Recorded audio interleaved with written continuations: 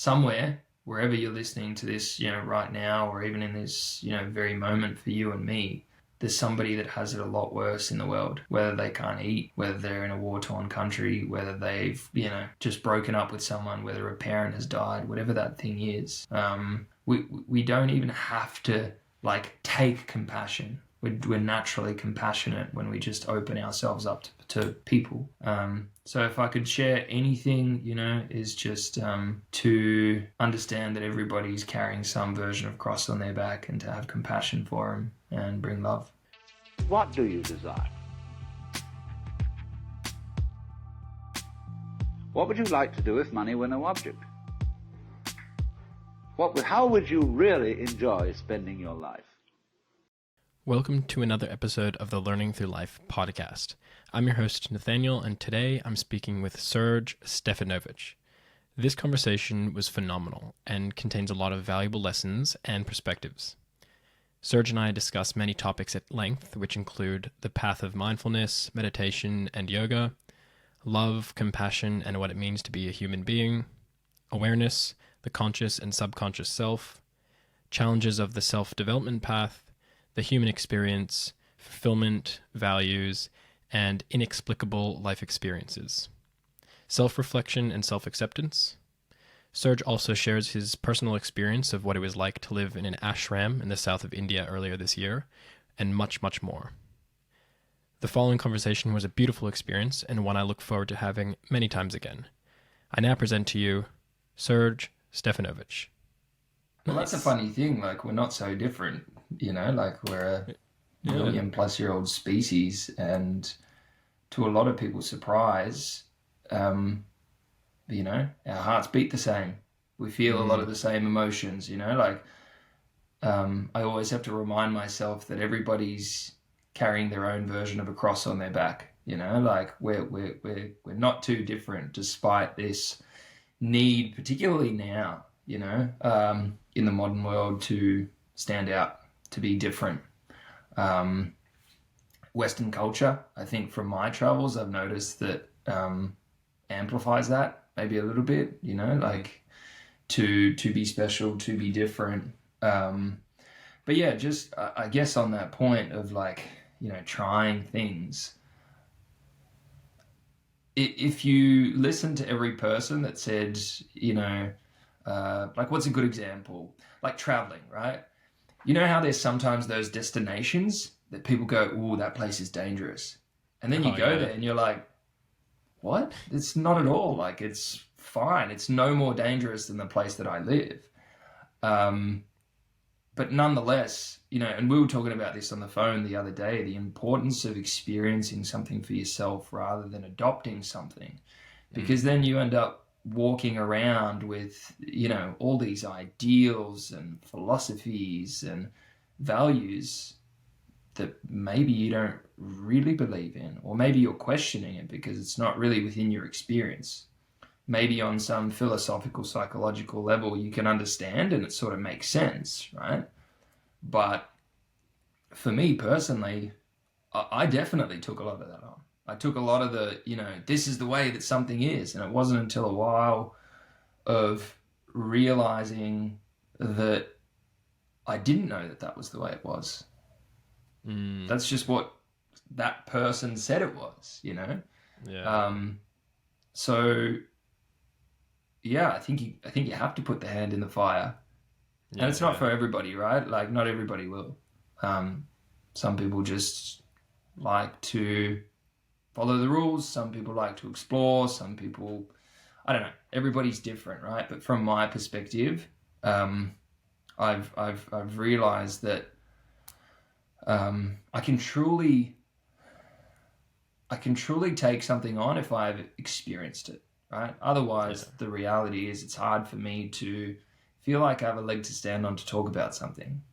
Yeah. Right? How can I talk about, how good it feels to be a millionaire when I'm not a millionaire? Do you know what I mean? That kind of thing. Yeah. Yeah, I know what you mean. It's what's that saying? It's experience is the best teacher, I feel the same. If I'm doing something that I really haven't done myself, or I don't really 100% like haven't had 100% of an experience to learn from it, it's like so hard to even have like confidence in that area to talk about something, you know, which is like half of school, you know. I'm just coming here doing some assignments about something, maybe some book I haven't read. And so I'm gonna like shit talk this book that I didn't read. But yeah, it's like experiencing stuff. I don't know what it is, but it's just so much more memorable. And when it happens to you, it's just so different, you know? And I feel like every time I'm doing something and then like journaling about it and rewriting about it, I feel like you can find like 3 or 4 new things after writing it out, because you can think about something, think about an experience, but then like as soon as I'm writing it, I'm like, oh, whoa, like it's there. I look at it on the page, and then like something new comes out, and yeah, no, I just love it. But Well, you're watching the monologue, you're watching the story unfold, and then you reflect on it. That's the beauty of writing, right? That you can express whatever is naturally coming, and then there's that moment of pause of going, holy shit, like that's what came out of me, or like I feel that, or I think that, whatever that is. And then there's that moment of reflection. do you write? Do you write every day? Do you like journal every day? Do you try to make it a thing, or? Not every day. I think I used to. I used to a lot more. But it's definitely something when I know that I'm feeling somewhat unbalanced, you know, that I will tend to go for the notebook and pen. And I have like years of them, you know, like all stacked up. And it's really nice to read it, you know, from time to time, and just sort of see what my headspace was like in this point in time, and how it's sort of changed. And also to see, you know, like what silly little patterns are still continuing, you know, like it's the same old story from, you know, 2012 still going. There's a, you know, there's a greater awareness, and it's, you know, it's more comical now rather than something that probably would, you know, in the past maybe tear me up a little bit more, you know? Yeah. What are some of those? Do you still have some of those patterns now coming up? And if so, what are they? Totally. I think there's going back to my earlier point, like, you know, as a civilization, as humans, what does it mean to be human, right? Just by the virtue that we're human, we inherit a physical form. There's a body, and a body works in a particular way, right? Biologically, over many thousands of years, it's worked pretty much the same. We're finding, obviously, through science and even ancient yogic practices that are coming probably more readily available now with, I guess, the movement of social media and the internet and stuff like that. We're discovering more about ourselves, and the same thing with the mind. You know, to my point earlier, like, you know, our hearts beat the same. A lot of people experience the same fears. You know, like what's that statistic? Do you know about like the greatest fear of people? How it's like widely, maybe just in the West. I'm not sure, but like they say that one of the biggest fears is public speaking, right? Yeah. And it just makes me go, well, how can like so many people experience like exactly the same thing, right? So I guess to answer your question around like what are some of those patterns, they're probably no different to anybody else, right? The difference is how awake am I, and how can I create enough distance between something that's going to happen whether I want it to or not, but how much distance can I create that it actually doesn't faze me. And they you know, those patterns might be things around you know, food, exercise. As a man, you know, they might be things around performance and achievement. You know, as a woman, it might be something more around appearance. And these things, like, they're synonymous, I guess, with being human. And there's room to embrace these parts of ourselves, right? Yeah. You know, the thing that I said before is like it's going to happen whether I want it to or not. And I'm sure, you, along with anyone that probably listens to this, has experienced those moments of really wanting something to stop and noticing that the moment there is that resistance, it almost like amplifies, it's just like intensifies this thing. But in my experience, I'm finding that the very same thing that wants it to stop is the very same thing that is causing the intensity. Hence the like spiral. So it's, once again, it's like that, can I distance myself from what I call the meat suit and what is the mind? It's actually kind of like what you've just described there is sort of what they cover in the Vipassana course. They call, like, obviously samskaras, which are just like these internal scars or like triggers, whatever word you kind of want to use. And they use pain as one of the main things that we focus on, because we sit there and you feel a lot of pain, and they talk a lot about craving and aversion. And so when you're trying to, like when you're craving something, it's like the craving that actually makes it's your succumbing to the craving that makes it worse and more challenging. And the same with when you're trying to avoid something, it's the avoiding of, I want the pain to stop, and you're thinking more about the pain, and you're not actually focusing enough to do that separation for yourself. So it's interesting. And I feel like that, I don't know about you, like, do you know much about like many different religions? Not really. I wouldn't say that I do. Okay, neither do I. But like, at the end of the day, I feel like what I have heard is that when you boil them all sort of down to the same thing, when you boil them all down, they sort of have a lot of the exact same values. A lot of the stories are telling you the exact same like outcomes and teachings and lessons. And for me, at least, it's always somehow coming back to the self and like fixing or healing or developing yourself, and like this relationship you have with your mind and your body, which, although I don't like I've been trying to stop saying my mind and my body and trying to exchange it with the mind and the body. But it's like, well, whose is it if it's not yours? Well, I don't own it. This is a thing that I came about realizing, right? It's actually about yoga. There's a piece of paper on my wall over there you probably can't see, but I had this realization that there's like this body here. I was eating maybe junk food at the time. And as I'm putting in this junk food in my mouth, I was thinking, like, man, so I'm like putting in this negative kind of like sugary food that's bad for my body, and my body is actually trying to communicate to me through giving me like pimples, or it's doing something in response to that food that is communicating to me. And by me, I mean like conscious mind me.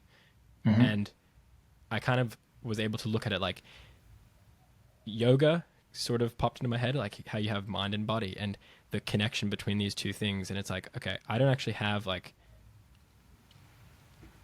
this body is just like my teammate, right? It's not this thing that I own. It tries its 100% best to stay alive for me and it. And then as a mind or whatever I am, all I can do is put in my best effort to treat that body, which is just being like, it's gifted to me. The body is gifting me my physical experience, and everything that I do, everything that I can touch and feel is because this body has these nerve endings and everything that is actually giving it to me. So that's kind of how I sort of like separated it from this, like, it's not really mine, I'm just like renting it kind of thing. So I need to treat it like it's absolutely like this pristine thing, and it will do the same back to me. And it's, I don't know what, but it kind of gave me this like weird realization of like how I viewed like the body.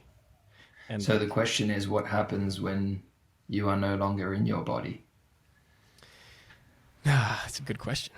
It's a good question. Because we keep referring, at least in this conversation, from what I've heard from you, initially was it's my body, but then you're saying it's not my body, and it's let's call it a vessel or something that is rented or borrowed. And what happens when the lease runs out? That's the big question. I don't know.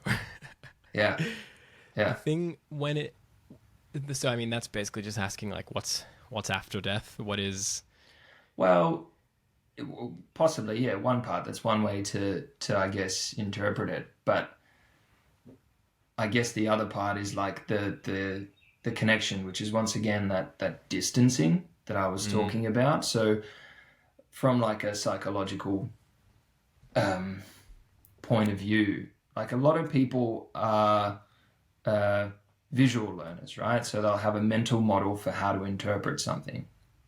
By the sheer fact that you or me refer to my body, right? My body. There is a thing that is saying that there is another entity that it somehow belongs to it, but there's a clear delineation between the two, right? mm, And same thing with the mind. So the question is always what is left? What is left if these two things, right? Which is one is sort of let's call it the hardware, which is our physical. There's something that we can, that we can touch. There's a brain. We know that if someone cuts your head open, it's a physical thing. And then there's a mind, which is more the software. It's less physical, right? But what happens to somebody that hasn't got any brain function? mm, There's plenty of evidence to support that they're still like able to perceive and understand, but there's no like, if somebody is in some form of coma or something, and that's really uh interesting, that part of like if the lease is up, that like there's something that still seems to be aware, right? yeah, yeah, Even in those points where you were in the Vipassana for 10 days, like even though you're experiencing the pain, and even though you can experience the part of you that's saying, I don't want the pain, there's still that experiencer.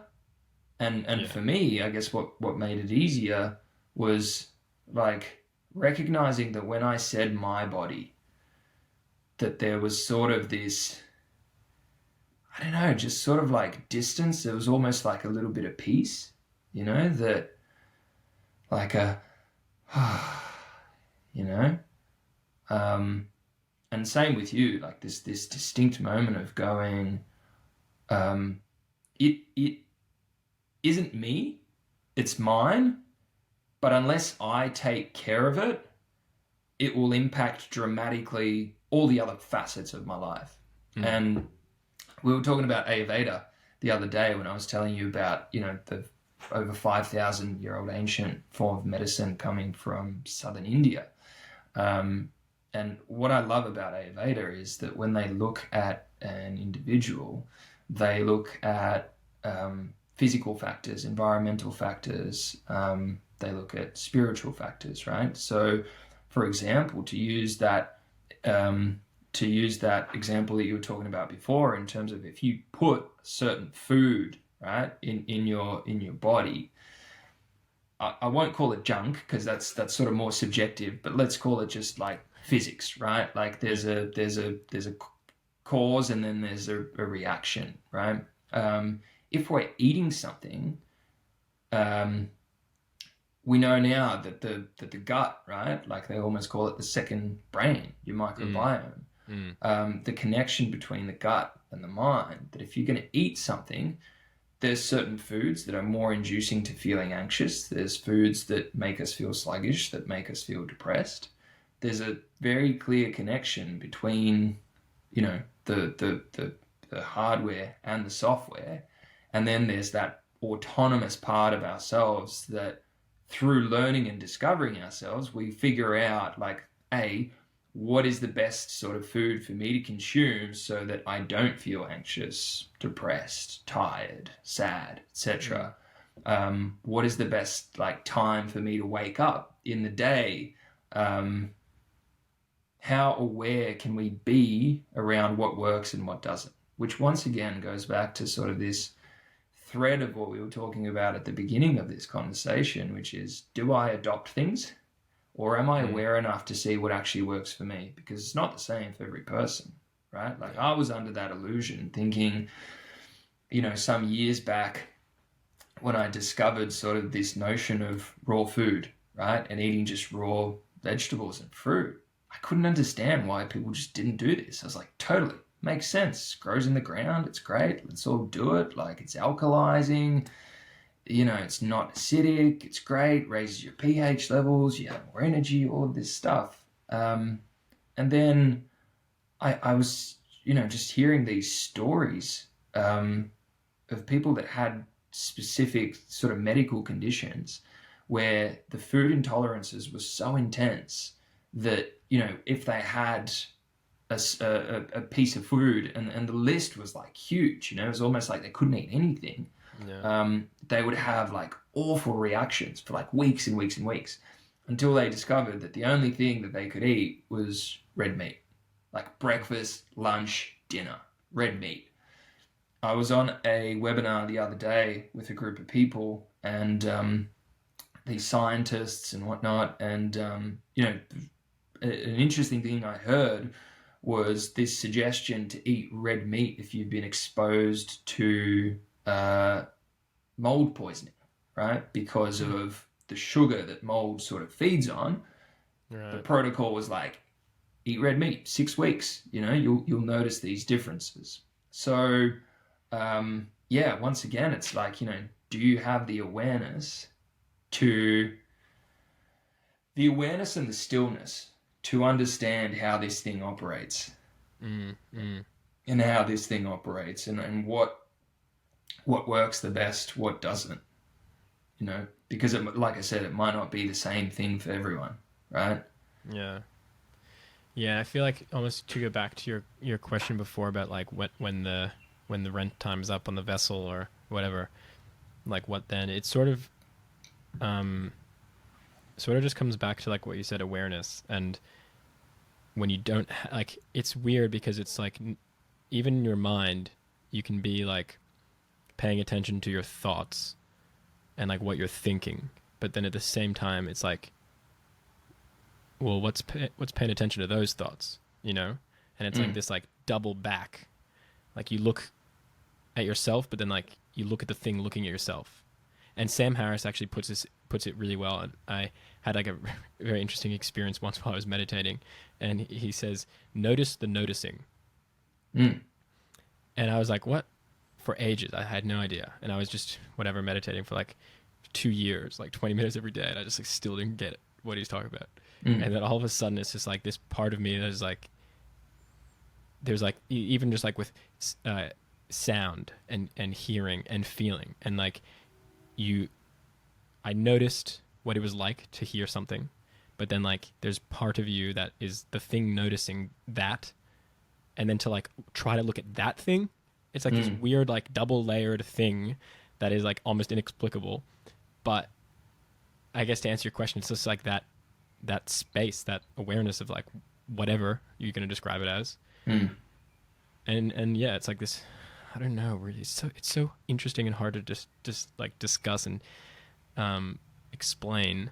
But I wonder how much of it is like, I wonder how much like subconscious ties into that. And like, because we're also, our subconscious takes in everything, which we only see like, what is it, I don't know, like we can only pay attention to like 7 things consciously at once or something like that, some statistic I saw. But then there's like everything else, and like your body remembers, the mind, whatever it is, experiences every single thing and remembers and retains all of that, like energetically, and everything that happens to you. But like consciously we don't, or we block it out or whatever. And yeah, I just wonder like how, like where, I think it's just like really interesting between like conscious and subconscious, and like how much of our conscious is actually influenced by our subconscious and we don't even realize, Probably a lot. I mean, yoga describes karma as, something that is typically absorbed, by body, by mind, transferred on, right?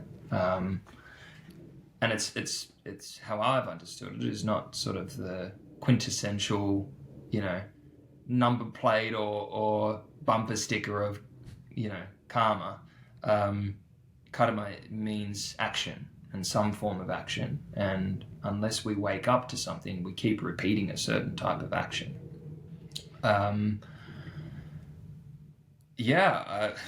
It's the age-old question, you know. It's like, can people wake up to subconscious patterns and be more aware of the things that they do?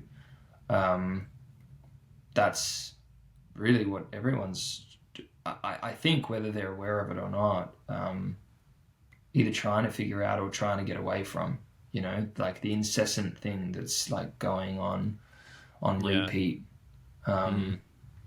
It's like, you know, we have people like this whole self-development, self-improvement kind of thing is just like literally that. It's people like, okay, I want to stop doing bad habits. I want to start doing good habits. And like you have all of these things, or I want to stop reacting a certain way. I want to improve this or improve that. It's because we're doing this, what we were doing subconsciously. And as a result of whatever past experiences were projected onto us and we absorbed, and it's like, it's so funny how complicated everything is, you know?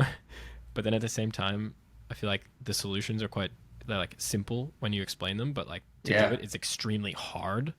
Sure. So I've kind of come across, like, you know, even just in my relationship with Izzy, it's like something happens and maybe I'm frustrated, and all I really need to do is just like observe the frustration. Sure. And like and like be present with it and let it pass. But you know, simple to explain, but to actually do that is fucking. Sometimes it feels impossible. Sometimes you're not even able to do it. And totally. You know that point before, you know, you were saying like it's challenging, but also like noticing. There's a really great quote, and I just remembered now that I wanted to sort of share earlier, and I can't.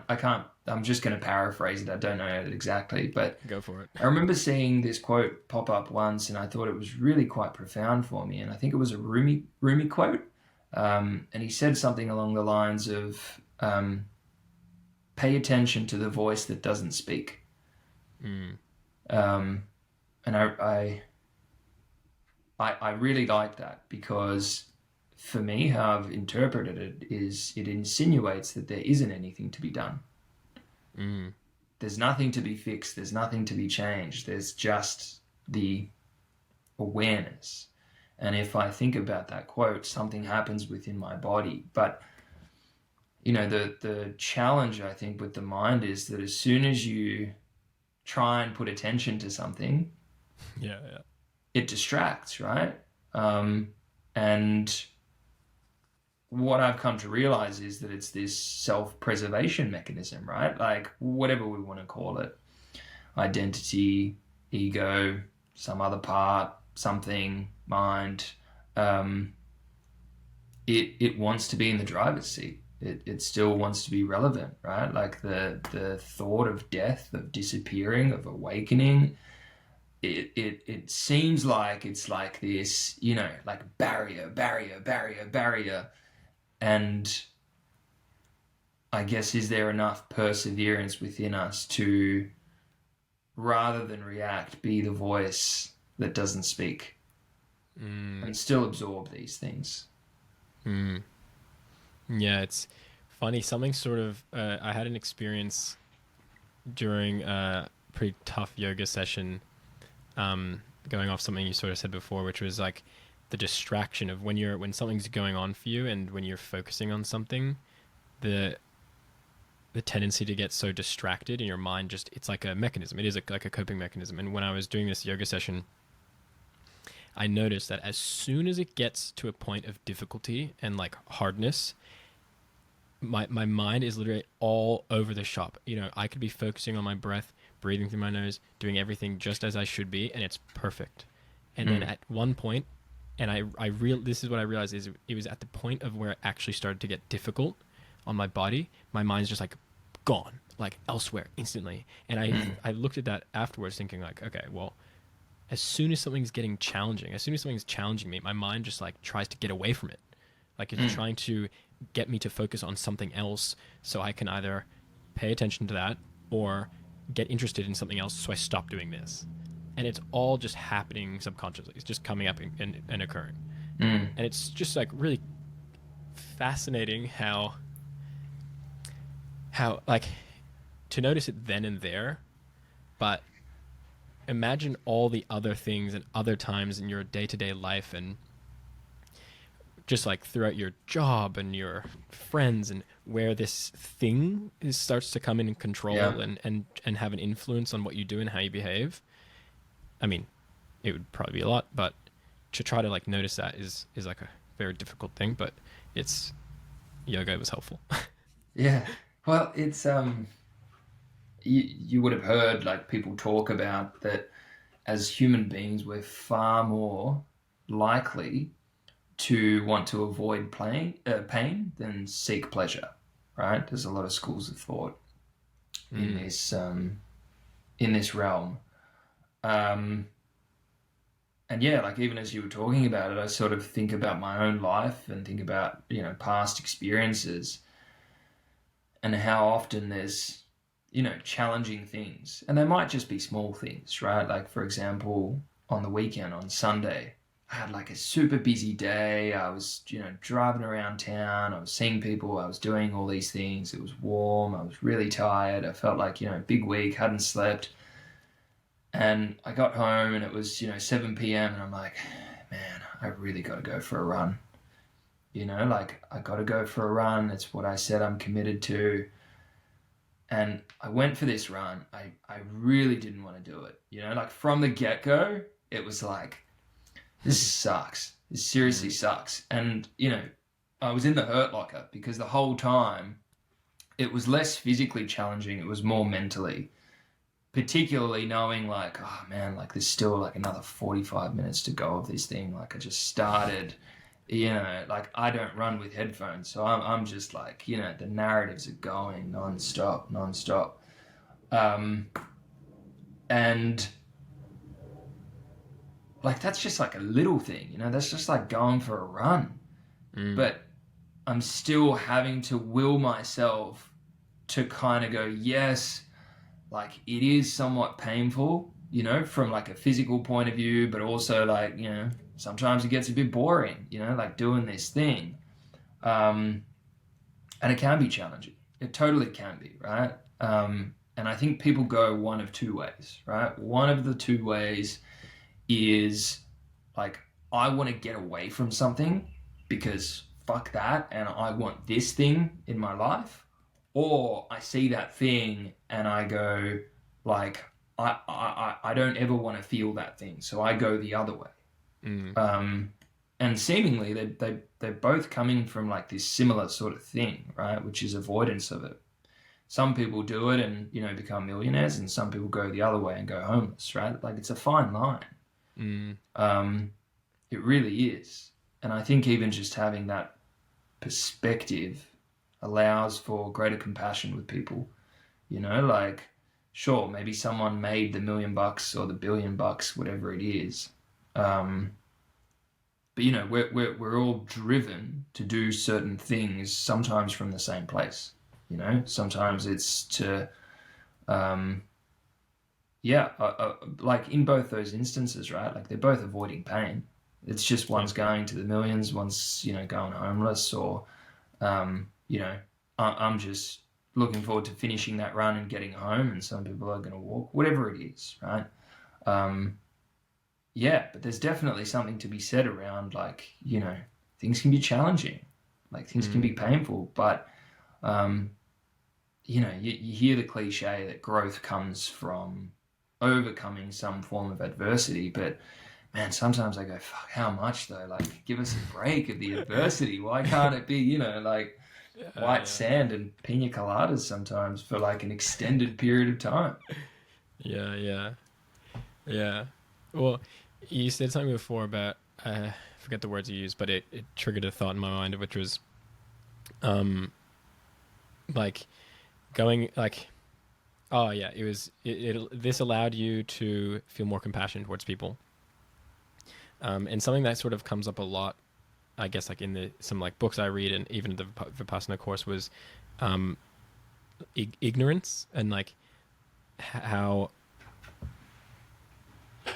ignorance is, let me try to think about how to say this.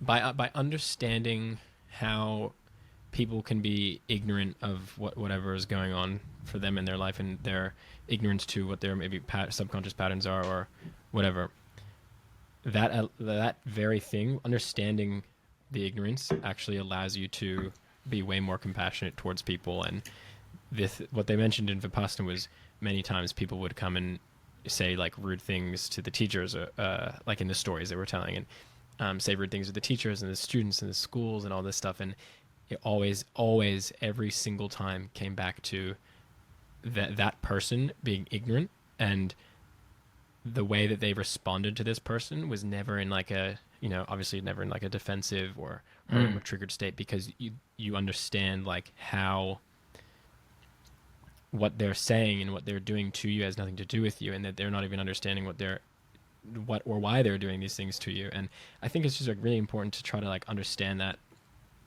and learn how to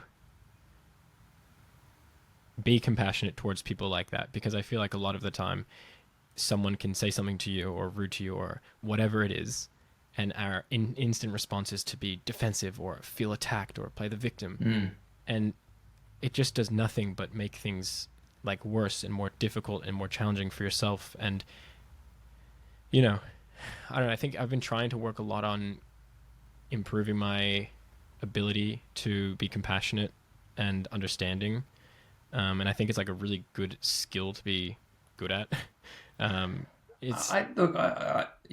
known you for a little while, I don't think it's something you have to work on to do. I think it's something naturally that a lot of us are. It's just that there's sometimes this armor that covers what is inherent within a lot of us, right? Yeah. And it's once again like it's a theme of this conversation. It's probably a theme of our lives, but it's like awareness, because if you explain to someone, right, whatever somebody has done, whatever atrocity, right, like there's really wonderful videos about people in the prison system, being asked about what was their life like. I actually watched some video today, and it was this tongue-in-cheek sort of YouTube docu-series thing that went around Australia, and it was looking at, I don't really know what it is, but they say it's called eshays. It's like a... Oh, yeah. I'm not sure what it is, but anyway, let's maybe your listeners know what this is, but it's like a particular like subculture or something, right? Is that sort of like a good way to describe it? Yeah, I'd say it's like there's a lot of these kind of people at my school and high school, and it's funny. Yeah. Like I was the only one. I felt like a very small group of people that were not, but they're like doing graffiti and dressing like Nike, got like TNs on, and just like that, like Melbourne graph culture. Sure.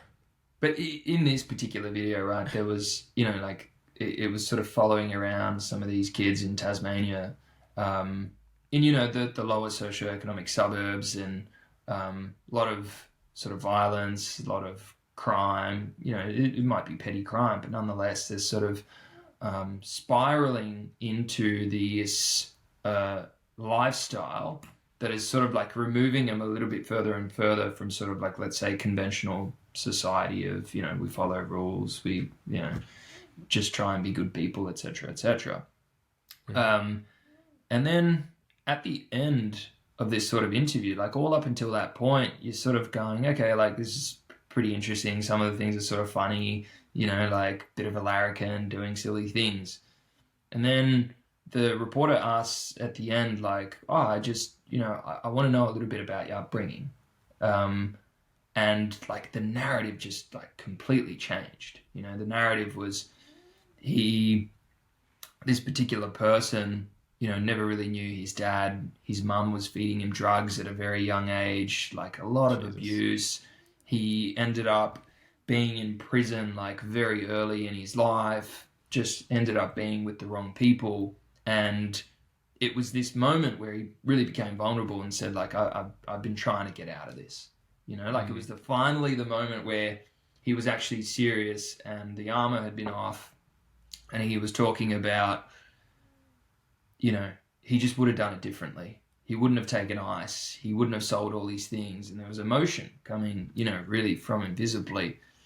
And it changes our perception totally to someone, right? Like at the beginning, you might look at someone doing these things just like you would in everyday life, just like you would probably in the Vipassana, and you go, man, what's up with that jerk? Like, well, what's his problem? Or like, why is she so cranky all the time? And I feel like when you explain something like this about a particular person, or you delve into their life, there is naturally compassion. There is naturally sadness. There is naturally empathy towards that person, because you start to get a glimpse of why they may be acting the way that they are, right? But even if you don't know that full story in its entirety, like if you know that somebody's angry, like no one wants to be walking around angry. No one wakes up and goes, you know what, like today I'm going to be fucking angry and it's going to be the best.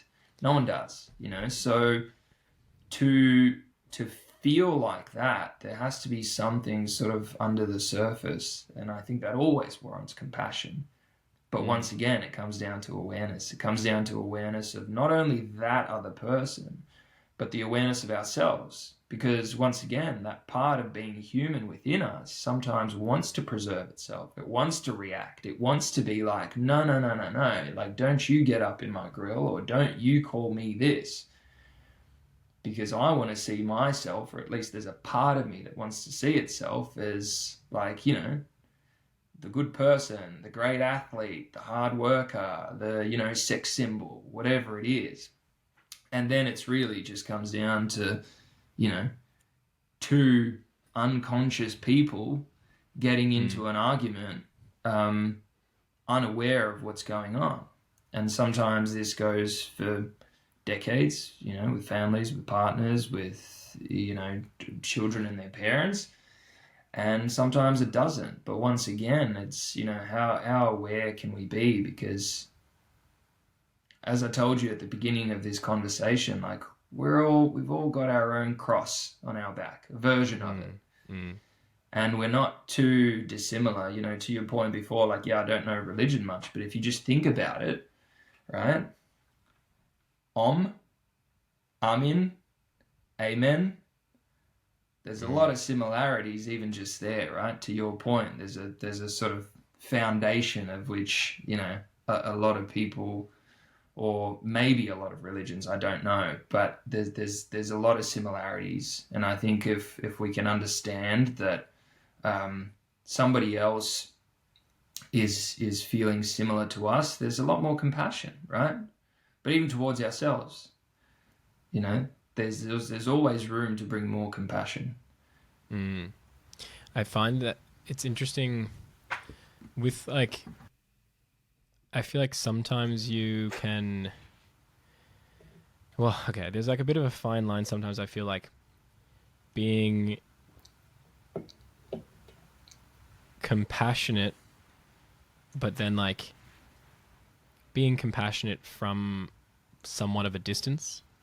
And I feel like sometimes you can, if you are so compassionate a person, right? I feel like, or for example, this is an example of me, right? Like I feel like I would be I have been very compassionate in some situation and forgiving and understanding. But then at the same time, it's like that, because I struggled with the ability to separate myself more from that and maybe be compassionate from a little bit of a distance, I think I kind of like allowed those reasons to be an excuse for certain like behaviors and actions, and then like would have allowed more of these things that could be hurtful or problematic or difficult to happen, because I was understanding of someone else's situation or childhood or whatever it may be. So like when you're very close to some stuff, I think it makes it very difficult, and there's a bit of a fine line that you need to navigate that I mean I struggle with it, and it comes to like being able to put in like a boundaries, which is something I don't know if we spoke about previously, but it's something that I'm currently facing, like trying to develop and work on for myself. And Yeah. it's like a very fine line of some stuff. But yeah, like, have you ever found yourself kind of in that sort of experience or situation? Yeah, totally. Totally. Like a large portion of my life, I've always given people the time of day, and I've always come in with the attitude that everybody's good until they prove, otherwise. And even so, and then sometimes there's that sort of self-judgment, like to your point, being compassionate, but then it sort of comes back to a point where it's a heavy load, and then probably being upset, towards self, or there's a part that's upset because it feels like a doormat or a pushover. And then there's for me in my life, there was sort of this tendency then to sort of be like quite rigid, almost like a fuck you. But then that carries over and it spills over into other facets where I'm now being the person that I was sort of going, but hey, I was compassionate, and like, how could you treat me like this? And it spills over. But what I've been learning, and it hasn't necessarily come easy, is that love includes me, like in that equation. Yeah. It's not like they're in the love bubble. It's like we're in the love bubble together. And I can love that person and I can be compassionate to everything towards them, but I can also love myself. And loving myself means that, I can do things from a distance, right? Yeah. And I can respect someone, I can love them as a human being, but it doesn't mean that I, want to spend time with them, or will, necessarily be writing them Christmas cards. Do you know what I mean? Like, I can still have love. I can have love for anybody that I've met, anybody that I feel like has hurt me. But learning that love includes me, like that sometimes is harder. Yeah.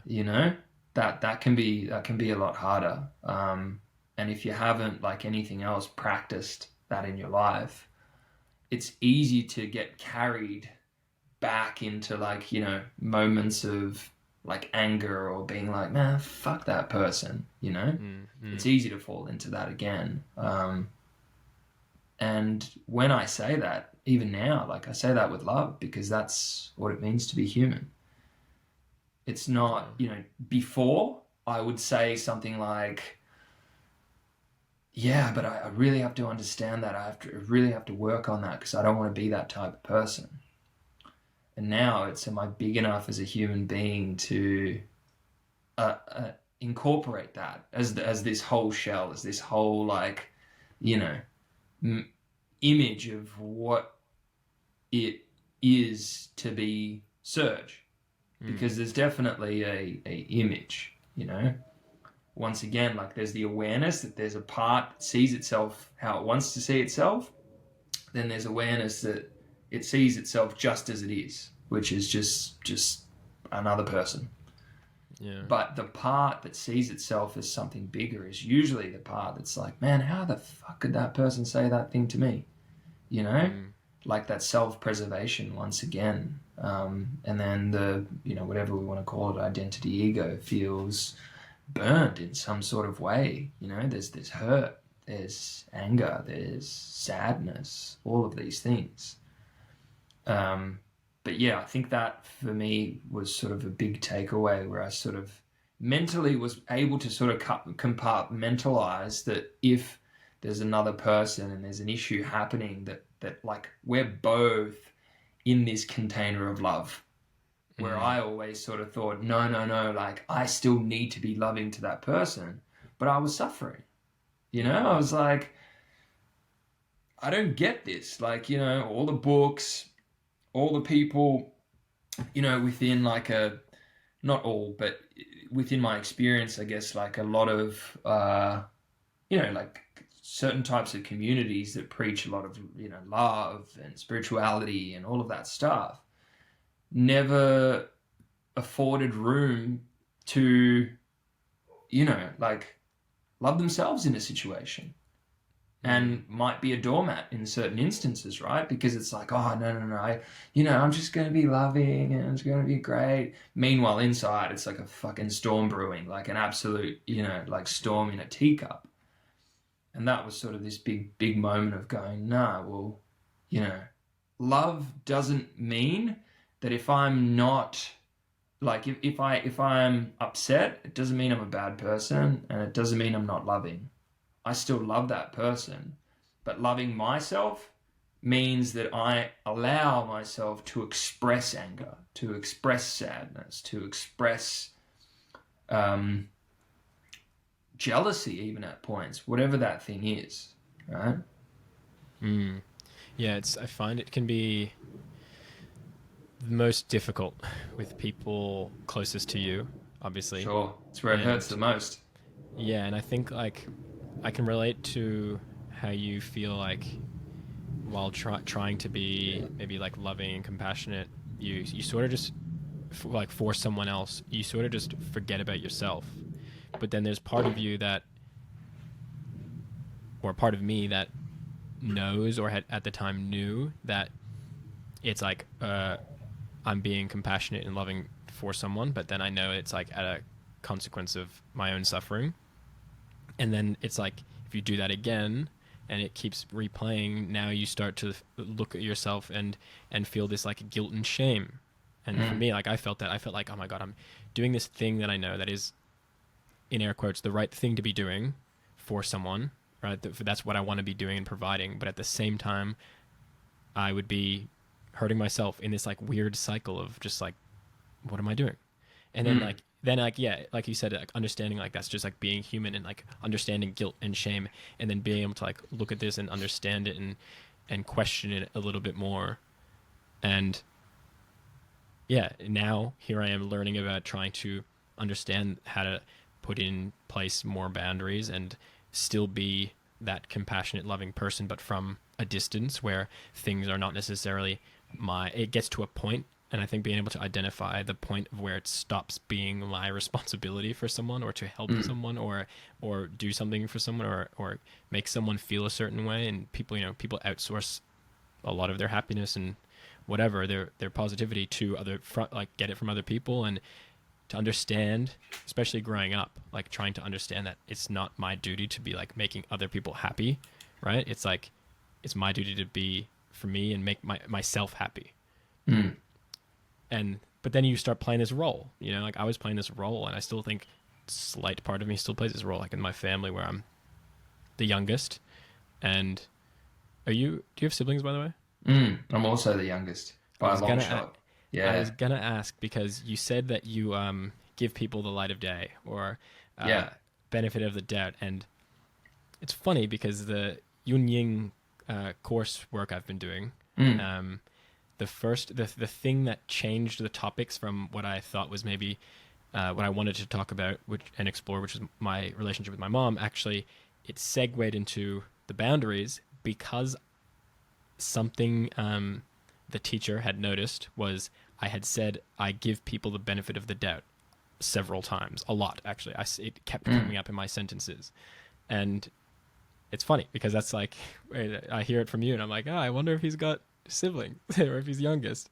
And I'm playing that sort of role like my whole childhood. I'm like trying to well, this is actually something we sort of explored, which was the feeling of wanting to be included, and therefore more willing to do stuff maybe that I don't necessarily like or want to do, but to be included.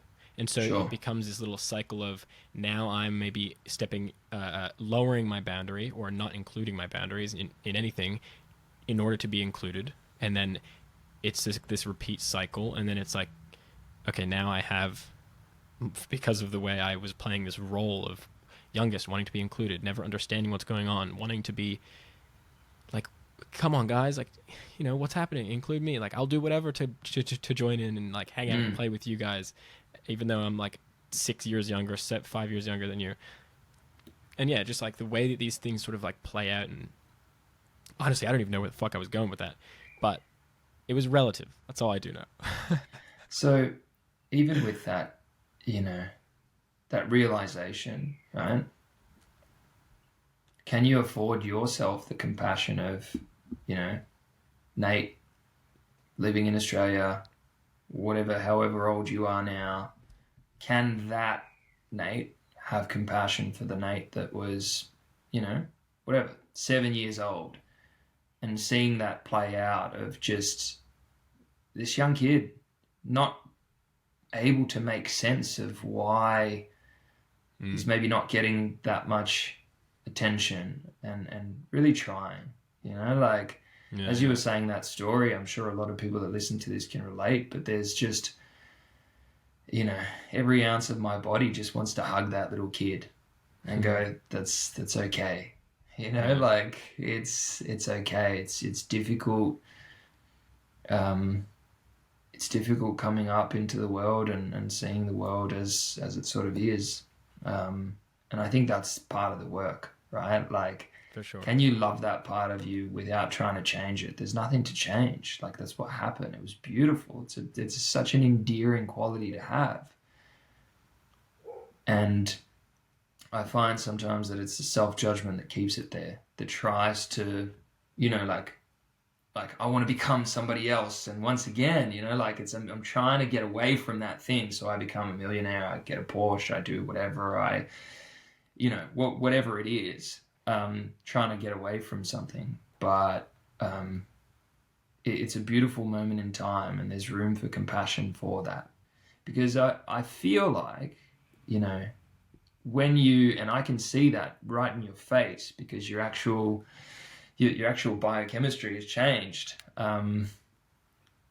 that once you allow love to come in and see the beauty in the history, that it's a lot easier then to A, have compassion, but B, make choices for you that serve you. And they don't come from this place of like, I need to make boundaries because fuck those people and blah, blah, blah. Yeah. It's got nothing to do with that. It's like, you can be happy with whatever they do. That's just them.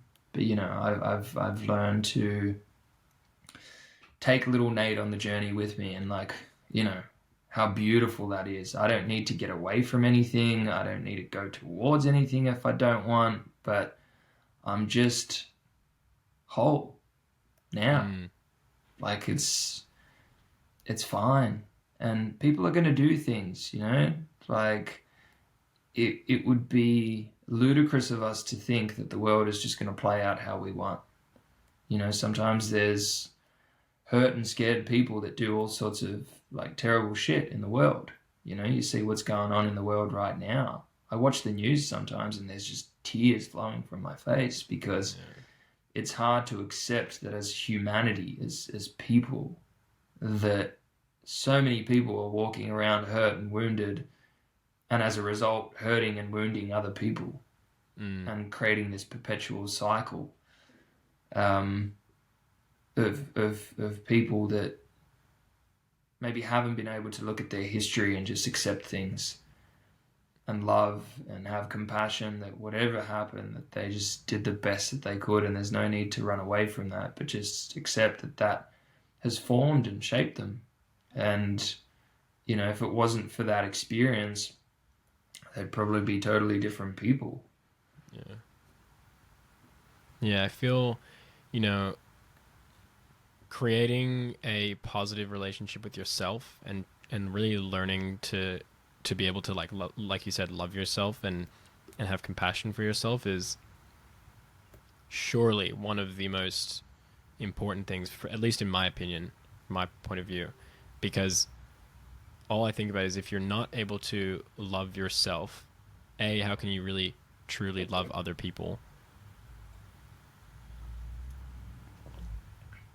Is that true? Oh, hang on, the internet. Am I back? You're back. All right. Is this all right with the light? I've got a little Yeah, that's perfect. Actually, flash going there. Hopefully that's okay. no, it's Um, perfect. yeah. So your last point, you said, um, if I don't love myself, can I really love someone else? And I asked you, is that true? Oh, right. Okay, I didn't hear that part. Well, I think I wonder about the quality of the love that you would love someone else if you don't love yourself. Maybe it isn't true, but well, let me think about that.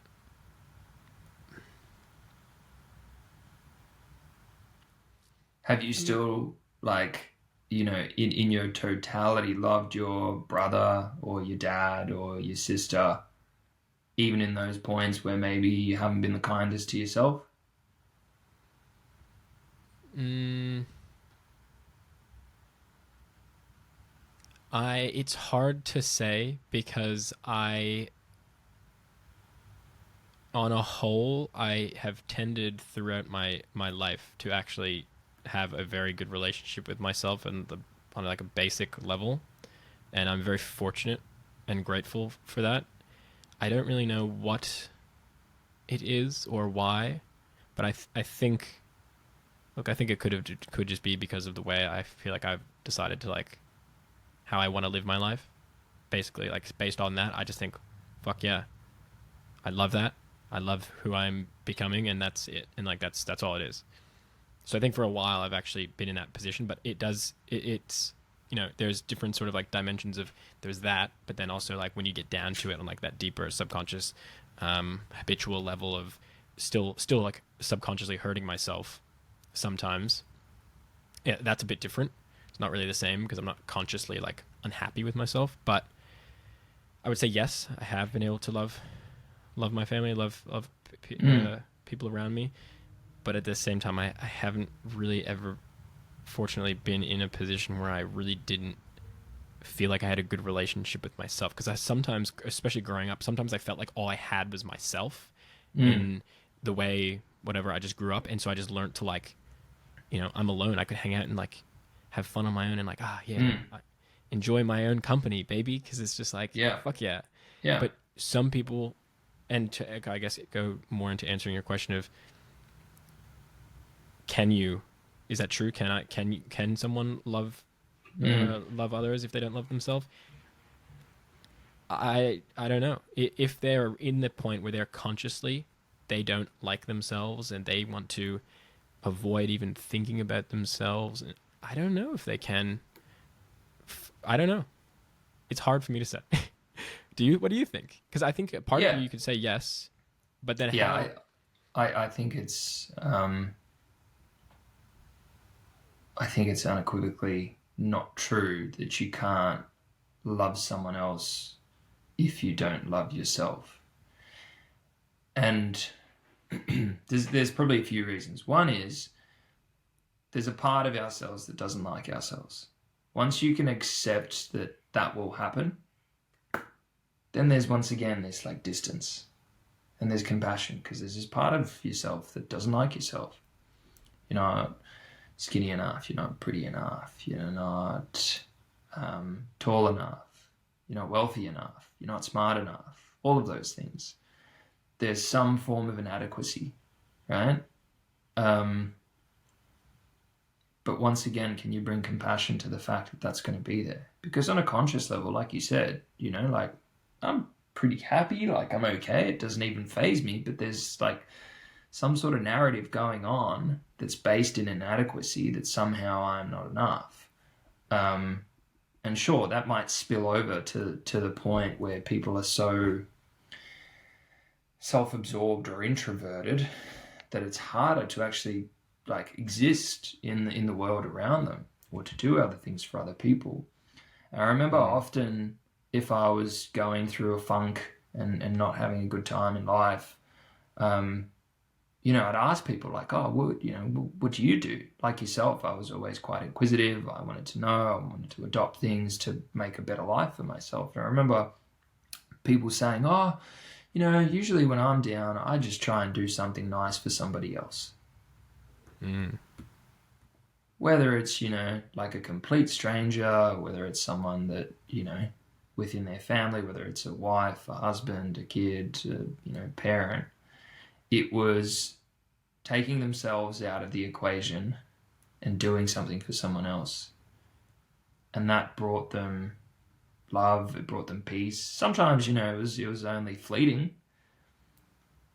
but nonetheless, they were able to do these things. And I know from my experience too that, like, in some instances, I might be hard on myself for whatever reason, right? Like I didn't hit a target with, a sports competition that I'm doing, or I didn't hit my goal for, how many dollars went in the bank account for this year. But does that change how fully I love, the people around me? No. Can I still exist with being aware that there's a part of me that still feels inadequacies? Yes. Can I love those things? I try, and that's the work, right? I keep coming back, I guess, to that like I'm starting to understand, and just by the virtue of, like I'm 34 now, right? And for a lot of my adult life, and thinking about it now, there's been inadequacies one way or another. So I have no reason to believe that it's going to be any different. I think I'm just getting a lot better at recognizing and accepting and loving. And when I do those things, bit by bit, they dissipate. Like they don't have a strong hold on me anymore. Like I said, sometimes I find them comical. But they are mine. Like my mind is mine. My body is mine. They're not me, but they're mine. And I've carried them. And they're still going to mutate and be different and whatnot. But I can still love, even if I'm not feeling great necessarily. Mm. Then I wonder, there's a couple things. What, I guess my main interest on that is, do you think though the level and quality of the love during those times is impacted? Well, it depends whether love is an action or whether it's a state. Yeah. Because you also... How do you perceive love? Are you asking me? Yes. Oh, right. I wasn't sure if it was rhetorical or not. And the camera... My dad must be on the internet because the camera's like froze a couple times. How do I perceive love? What was it? As a state or an action? Yeah. Because your question is, does it, both. If you're feeling a certain way, does it then alter sort of the level of love that you're able to express? Yeah. I'd say both. I'd say a state and an action. There's different types of love, I think. Mm-hmm. So what does it mean to be in love versus loving? Oh yeah, there's actually an interesting topic on this, which is around love, about what's it called? Oh my God, I just blanked. When you love unconditional love. Sure. And that's an interesting topic to talk about, whether that's a real thing or not. And also, well, sorry, let me go back here. What was the question? So whether it is a state. Oh, yeah. I'm in a loving state. And thereby anything that I do just flows from this place of love. Or is love attributed to an action? I buy flowers equals must be loving. Yeah, right. So, and then you asked, what does it mean to be in love? Right. Yes. Yeah. So I think with love, yes, there's like that loving state where you're just naturally coming from a place of love and your actions are just like radiating, like the energy is like love. But then there is things, I guess, that are more like loving actions where it's not necessarily I'd say the flowers, buying the flowers and the flowers being the thing of love, it's actually the thought in the other person that's pushing them to then do the action of buying the flowers. That's, to me at least, that's like the action of love. Although I guess you could maybe say that that's part of just like their loving nature, and that's just coming out in that way.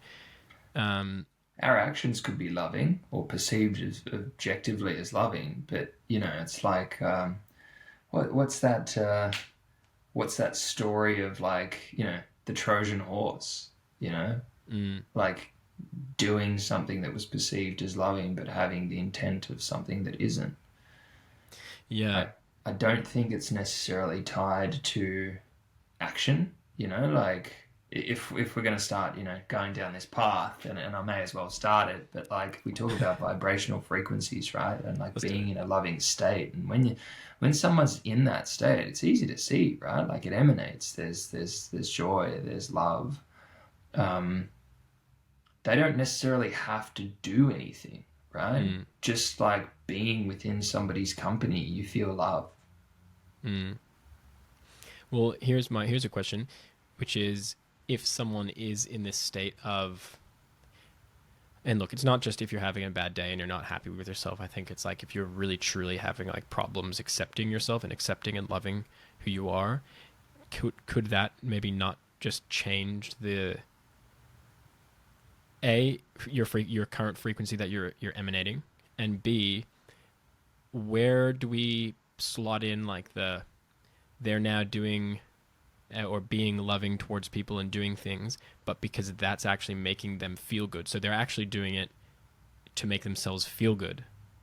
Where does that slot in there?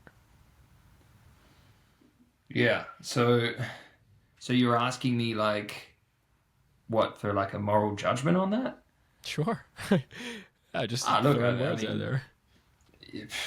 Choose your own adventure. Like, from my perspective, there's not really like a right or wrong. Like, who am I to say that someone doing something to make themselves feel good, if it makes someone else feel good too, and that's the primary motive, like that's a bad thing. It's like, I can't make that judgment on someone else. And sure, like some people might do it as an exercise, because it's like, I know that if I do this thing, it'll make me feel better. And, the reciprocating factor is that it might make them feel better too. But the intention is I'm doing it because it's going to make me feel better. Like, would that be unloving? Because once again, it's like that realization for me was that like, we're both in the container of love. Like, love is holding me too. It's not just the other person.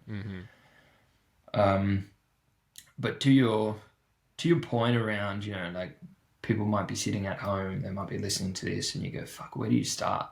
Like, how do you even start to love yourself?" Like, it's hard if you don't have a frame of reference too, right? Like, how did you grow up? Like, did you see someone that was incredibly loving? Like, were two parents in just this like amazing, wonderful relationship? Have you got something to draw on? Have you got like a brother and sister that were always there for you and took you to school and whatever else? I don't know. Like, if you've got a reference point for something.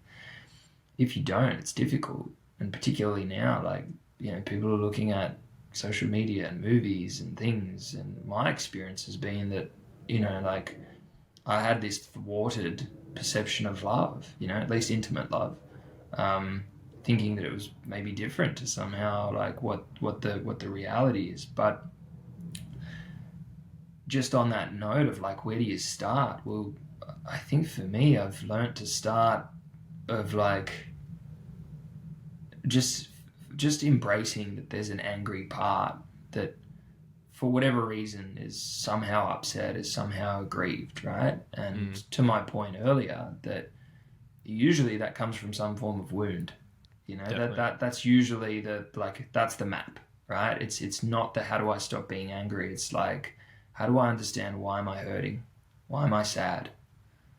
And if you follow those sort of breadcrumbs, there's always an opportunity to hold that part that is feeling pain and that has, as some sort of preservation mechanism, figured out that if they are angry or if they are distant from people, then that will protect them from maybe feeling that feeling again, or surfacing that thing up. So I think that's like a great place to start. That if you notice really anything, it's like there's a point where either I got hurt or I'm just sad that,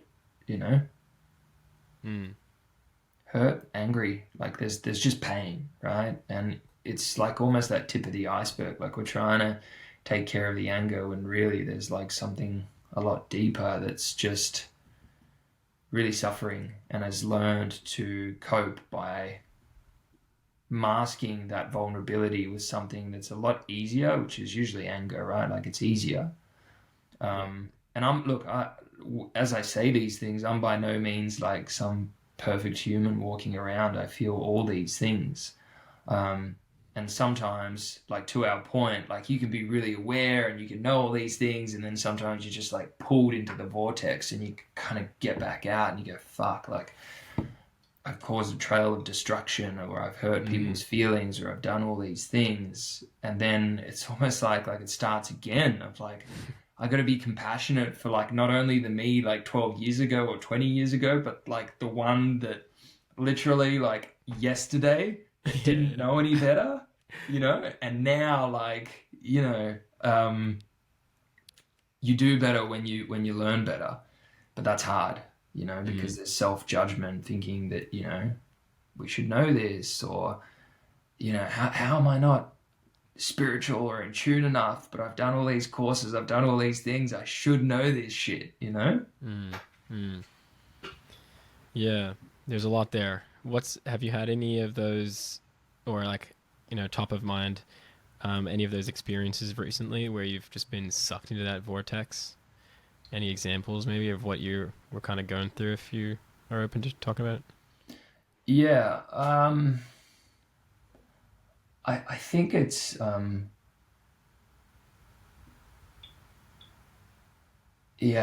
sucked back into the vortex. I think it's like daily little things, right? Like it could be something like driving, right?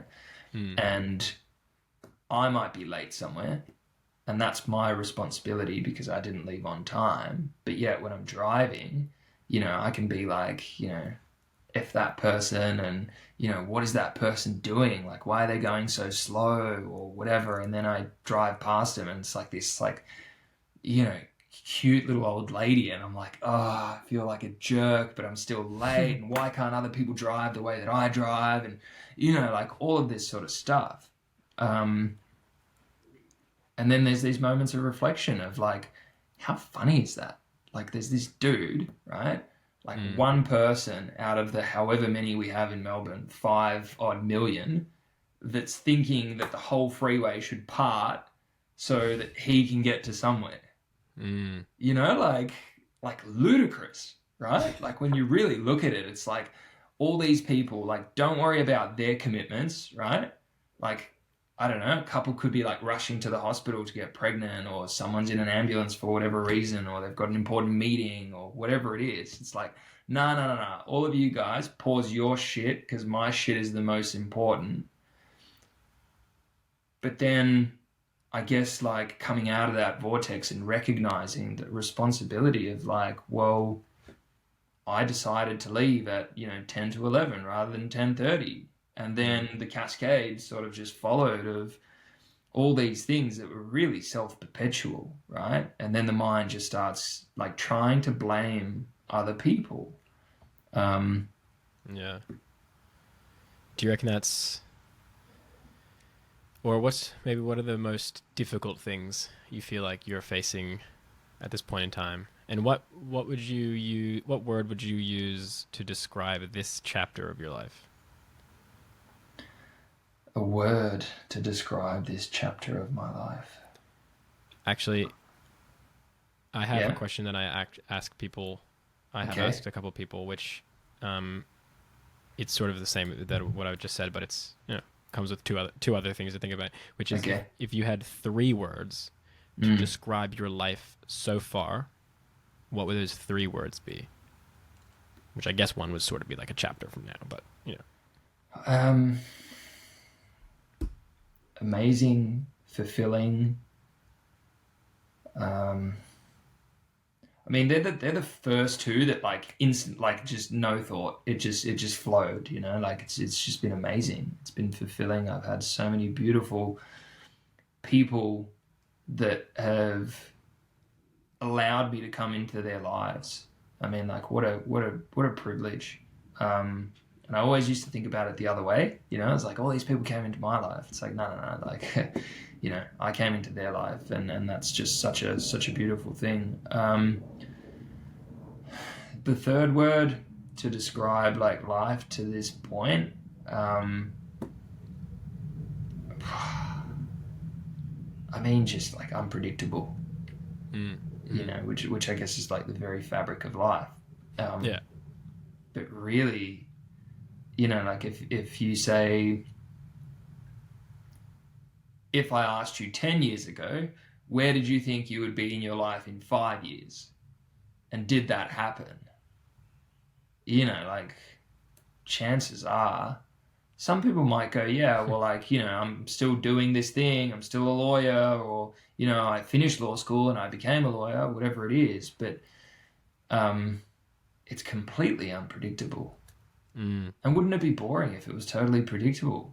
Like, you'd miss out on like opening yourself up to all these other potential things that could come in that you don't even know would be that good, you know? yeah. Like, you have no idea. So yeah, that's probably like what I would say: amazing, fulfilling, and unpredictable. Nice. And so what are, I always find those interesting. Which of those are most, which one of those is most relevant now? Which one is most relevant now? I'd probably say like fulfilling. Nice. Fulfilling at the moment. And it's funny you asked this question because I had like a moment of reflection the other week, because I've noticed that how I see life and how I approach things has changed. And it's almost pleasantly surprised me, because I almost didn't necessarily think that I would maybe come to that, you know. And it's almost like a snake shedding its skin, and you see like in the back, like that there's this, you know, like skin of yours that's that you've left behind, and you're still aware of it, and it's still, you know, like you've got new skin, and there's elements of new and old. But I distinctly reflected on the fact that I'm in less of a hurry. I'm in much less of a hurry. And I don't know if that's like you know, like getting into mid-30s or, I'm not necessarily sure, but I've started to look at things on a much larger scale. I think like, you know, being a little bit younger and particularly being like, you know, a really driven person, I would probably look, you know, over the left shoulder, over the right shoulder, and be like, man, like, you know, people are doing great things in the world. Like, I need to catch up. I need to do these things. But I never really zoomed out and thought about, you know, like a decade, right? Like, even if you look back now, right? If I ask you the question, and like, if you think about the last decade, or even let's say 5 years, right? Like, think about the last 5 years of your life, and just think about like what you were able to achieve, the people that you've met, the places that you've gone. Think about just like even the style that you had then, how many styles of clothing and stuff you've gone through, to the things that, you know, in year 1 you sort of used to like compared to what you like in year 5. Like, it's astounding, right? Like, when you just think like, man, I've done a lot of living. It's like a lot of stuff that's been done. Yeah, for sure. And I've been able to achieve a lot, you know, like even 5 years ago, right? Like, did you think that you'd have a podcast and being in your 13th episode and speaking to, you know, whoever you've spoken to? Never. No. And like, if you know, if we have, you know, the pleasure and the opportunity to do this again somewhere down the line where it's like, you know, episode 89 or whatever it is, right? Like now it's recorded, right? So if we come back to this at some point down the line, I guarantee you that you'll be like, holy shit, you know, like this has taken off way more than I thought. Yeah. And if you give it the time to marinate, it's incredible what can happen, what we're capable of. But for me, that reflection was that probably in my younger years, I would get very concentrated on getting a very quick outcome. And when I didn't, it was like, I felt like somewhat of a failure. I felt more confused. You know, I was just looking at things more short term rather than, you know, just like over a period of time. Because when you assess yourself over an extended period of time, I guarantee you that like people will be impressed. And like you don't have to be some like ultra high performer, you know, like depends who you ask. It's all subjective. But like there's mums out there who look after 3 kids and don't work, but I'll tell you what, they're some of the most highest ultra performers, being able to juggle, you know, like 3 living little things and do things for themselves and, you know, for their partner or whatever it is. And even if they look back on a scale and period of time, it's like, wow, you know, I was able to raise kids and do these things and do those things and still manage to, I don't know, get to yoga class and feed everyone and go on holidays and still be romantic with my partner. Like it's wild when we reflect back. And I think that there's something really beautiful when we do that because we pleasantly surprise ourselves. But when that window is like really short, I think you don't really afford yourself that perspective.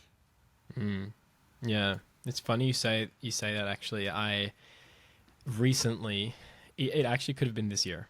I think it was this year, start of the year, maybe end of last year. Hard to tell for sure. But I had written a list of 20 things that I feel like I should do or I want to do to, you know, improve my situation and get to in the direction where I want to be.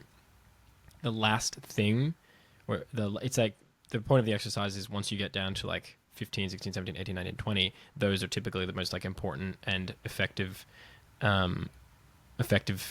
ones to keep moving forward. Sorry, am I back? Yeah, you're back. What did you hear? So when you get to the last sort of 17, 18, 19, 20... Yeah. They're like typically the most important ones because they're the ones you've thought the longest about. And one of mine, I think it was maybe the 20th or the 19th, was think long term.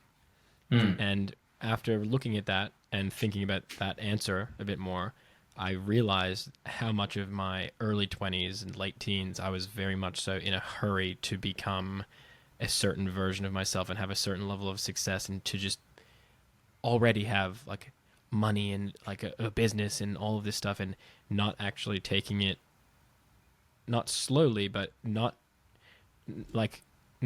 doing it in a way that is consistent over a long period of time, which is really the thing that would make whatever I want to do a success, which is the consistency of just keep showing up and keep doing it. And that's what's actually going to build something, not just expect it to be built in 3 weeks or 4 weeks. And if it's not, I'm doing something wrong, or like this is stupid, or like I don't like it, and then like change, and then now you're not committing to anything. And you know, it's funny because I've just like what you've just mentioned that you used to do, I'm now currently just sort of realizing for myself. And I don't know, I just think it's pretty funny like how that works. And I think that's also what you're supposed to do, right? Like, you know, I don't expect that I should have been different, you know, like that's just how I was. Like I said, even now, yeah, it's totally unpredictable. Like I didn't expect this. I've just sort of noticed it and gone, this is like interesting. I don't feel as in a rush, you know, there's like more fulfillment and like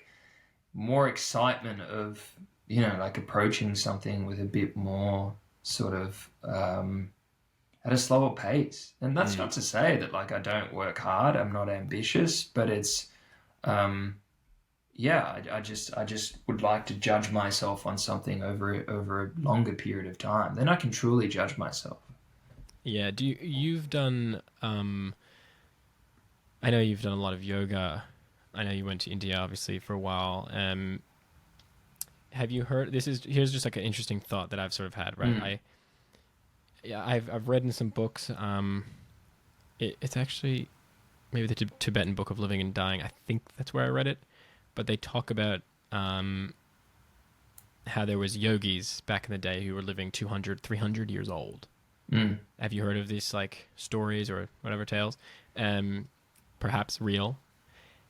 I had a thought about how, could that be real? Could they really have been living 200, 300 years old? Like actually. My thought was that I don't know if physically they were doing that, but what I was thinking was, and to relate to your point of living, more slowly, more presently, and being more fulfilled, it's what if those are sort of just stories and tales where these people seemed to have lived for 200, 300 years old because of their wisdom and what they had experienced and learnt through their life, but it's because they've got so much of that experience because they were living at such a pace that was so present, that was so in the moment, that time felt longer and they experienced and learnt more from the world around them. So is your question around whether I believe that they lived that long or whether they were... Have you heard of these stories, and what do you think, like what do you off the bat, like Yeah, what do you yeah. think? Yeah, I've heard of some of those stories, and like it has been documented with some of them, but I believe like I don't know, one of the oldest ones was, I think I was looking at something like this not long ago. It was like 150 or 160 or something like that. Like 200, I mean, that's quite a lot. Yeah, sure. Like I don't think that that's not possible. I'm not sure. The first thing that sort of pops to my mind is like, oh, it's a long time. Like, but like in jokes aside, I think that longevity doesn't really mean anything if the quality of the life isn't great, right? Like if you were put side by side someone that, in tragic circumstances may have passed at 35 but lived the most fullest, loving life, loved fully and fully felt love from others, versus somebody that, might have lived till they were 90 but were like constantly bitter. What would you rather? Of course, the shorter, fun, fulfilled life. Otherwise, you're just suffering for a period of time. Yeah. I think there's an emphasis, like whatever it is now, medical industry particularly, and pharmacology of, take this superfood, take this vitamin, this thing, like we're also focused on physically maintaining things, or at least we think we are, or at least we try to. But what about the quality of life?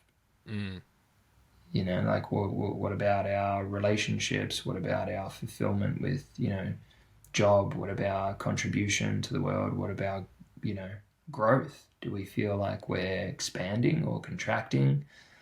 Like there's something to be said. I think for me, that's almost like it's like a fear, right? Like just living this fucking long life, but just, like being discontent or something like that, So, yeah, like I don't get me wrong, I still have, the intentions to live like, a long life and be healthy, but I guess it's more,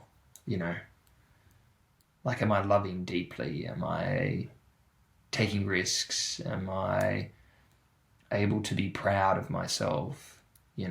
Those kinds of things over a period of time. But, there's plenty of stories of yogis that lived in caves for a very, very long time, and discovered things that like I can't even comprehend. Like we spoke about this before about going to Vipassana or going to an ashram and like stuff's going on and just like I don't really know what any of this is about, and sometimes there's the cynic in you that's like, what is all this? Is this all just like a load of shit? And then there might be a different perspective, which is this isn't within my experience. Doesn't mean it's wrong. It's just not within my experience. Yeah. And sure, it could have happened to somebody else. And sure, if I do certain postures or if I do certain kriyas or practices, maybe I'll be lucky enough to experience that myself. What's can you give us the rundown on your ashram experience over in India? What was it like? And the start, I'm curious to, like, give me the last episode I did actually. Yeah. Like the one I released on Monday was about my Vipassana experience. Okay. It was kind of weird because I just spoke directly to the camera, and this is the first time I did that, and it was unplanned sort of. But upon doing that, I was really, it's quite interesting actually to look back on how it started, your thoughts and feelings going into it, the start of the experience, and then sort of like the outcome and result of the experience. So yeah, if you can. Did you sort of like going into the experience almost be like, yeah, like, like I'm going to be there. I'm going to be this yogi. I'm going to be doing this stuff. Like, this is going to be great. And, like you have all these positive perceptions of thinking it's almost going to be like, not like a walk in the park, but it's like, like I've got a ticket to the ride and like, I know the ride's going to be good.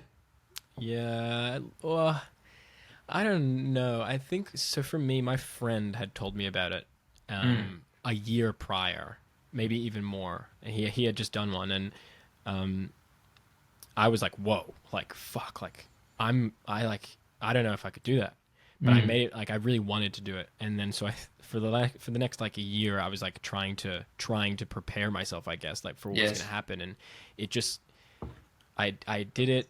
I felt like, what, I think he said like the longest you meditate is like an hour. So I was like, okay, if I can sit an hour meditation normally, it's like I'm in my opinion, I'm just gonna go. I'm gonna do it. But I was really trying to be conscious of not making up any ideas of what I thought it would be like, and I had really tried so hard to have no expectations of what it was. The feelings I felt most going into it were excitement, because I was excited because I don't know what the fuck I'm about to do. And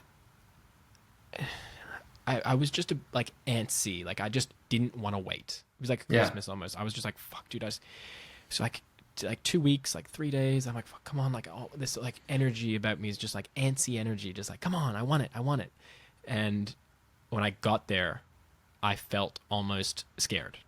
Like I felt almost this weirdness of, oh my God, like they just separated me and Izzy, like the boys and the girls on the other side of the kitchen. And I'm now talking to these strange people I've never met before. And it's dark and cold. It was in the middle of winter. And I just remember thinking to myself, like, oh yeah, before you go in, that you have to fill out first of all, you have to fill out an application to get in, then they approve you, and then you get there and you have to refill in pretty much the same application, and they ask you several times, are you sure you want to do this? And if you do this, if you say yes, like, stay the 10 days. We really don't want people to leave There's early. no backing out. Yeah, and it's like this commitment thing, and then you do that and you're like, oh my God. Or I was like, oh my God, like, what am I signing up for? Like, seriously, like, I don't know.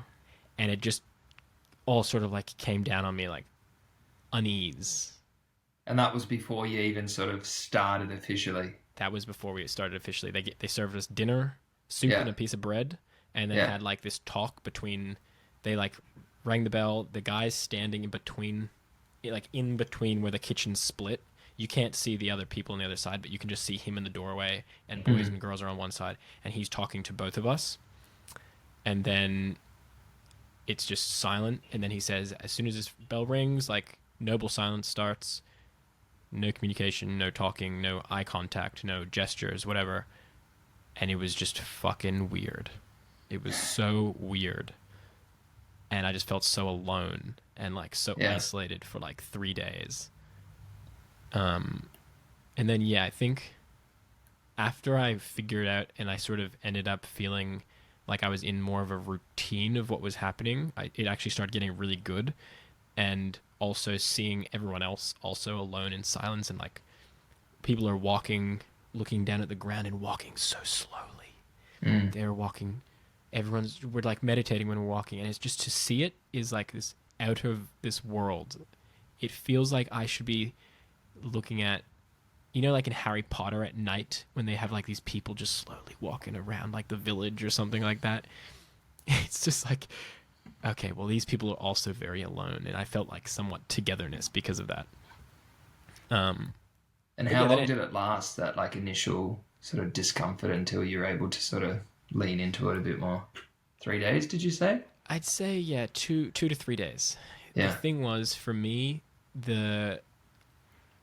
during the day, it was actually okay. But as soon as it was finished dinner, I say dinner, but like it was like a piece of fruit was dinner. Yeah. And after this is like the play out of events that would happen every one of these days. It was, I would eat dinner. I would then go straight from eating my fruit to like watching maybe the sunset while I finish eating my fruit, and then to the bathroom. And while I'm in the bathroom, I'd be shitting at this point. This is like I just like straight up share it. Like, this is just like the time of day where I just like, that's where I shat every single day, was that period of time. And I'm sitting in this dark-ish, twilight-filled cubicle, and I'm like, what the fuck? It hits me at that moment every day for those first like 2 to 3 days, and I just felt so weird after that for the rest of the night. And then I wake up and I'm like, oh, okay, it's cool, we're all right. And then like that same thing, I don't know. And that moment of like reflection of going, you know, shit, you know, literally and figuratively, what was the thing that was like the figurative part? Like, what was the thing? Was it just sort of like going, what the hell am I doing here? Yeah, I felt like, what am I doing here? Like it was the wrong decision. Like what even is this? Like, why am I doing this? Like, what is this? Is so weird.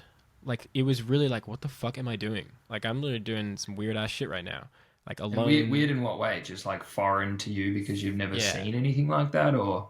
Yeah, I think foreign, and just like, I don't know. I don't know anyone. I know my one friend actually that did this, but like, I couldn't really speak to anyone about this because I don't really know anyone other than him. And then, I don't know, it just felt like so weird that I've now just dropped 11 days of my life. When it was 11 days, 10 nights, and this is what I'm doing. Like, every day. Like, it's just this thing. And it just felt very foreign, very weird, very uncertain almost. And yeah. Maybe they're the points, you know, when you're doing something that is quite normal, or something, or when I say normal, maybe something that isn't foreign, that you just have these moments of like, whoa, hang on a minute. Like, when I get out of that cubicle, it's back to, you know, sitting on that cushion and just doing nothing and not communicating with anyone, or and that sort of speaks to as well, like, when you were going into it, were you fully aware? But then it's like, how are you going to be fully aware if you don't know what you're in for? You know, it's only once you're sort of in it that you go, whoa, like, this is, you know, wasn't expecting that.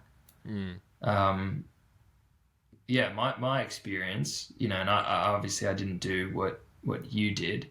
And on that point, have you heard of these like dark rooms that people go into now? It's like no light. It's like just in the dark, 10 days, just in the dark. 10 days. Yeah, like 24/7, No, 10 days in the dark.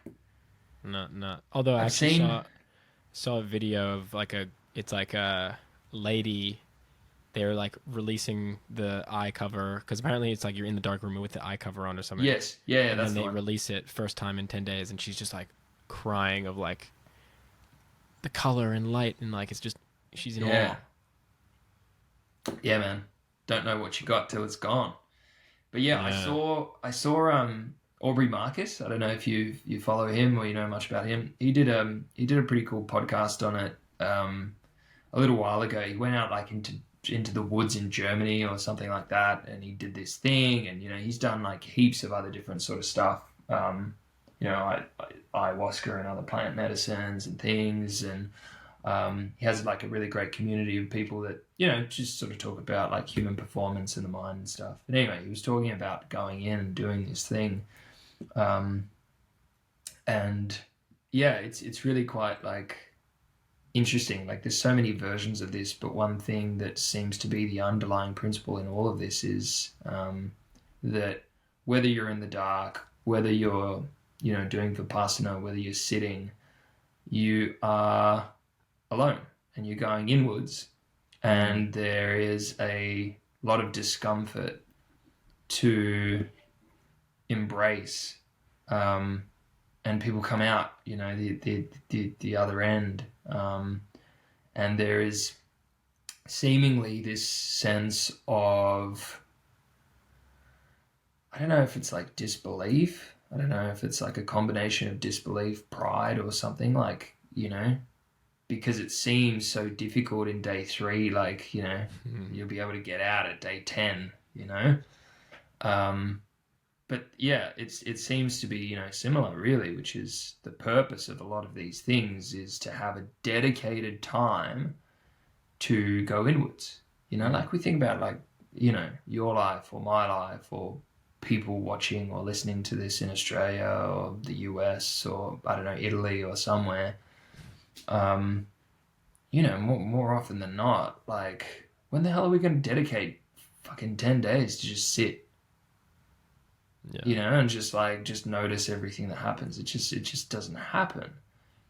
And, you know, the sitting is like one part, but I just have admiration for someone that is able to, you know, sort of go, all right, I'm going to dedicate 10 days to, you know, really focus on myself. And that doesn't necessarily mean like sitting in silence or being in a dark room or going to an ashram. It might just be like, you know, I'm going to go on a holiday, but I'm really going to journal, or I'm going to do a juice Mm. cleanse, or just something where it's like this dedicated time to doing something for myself or trying to understand myself better so that I can make my life easier and better. Yeah. Um, yeah, my experience was like, it was a little bit different.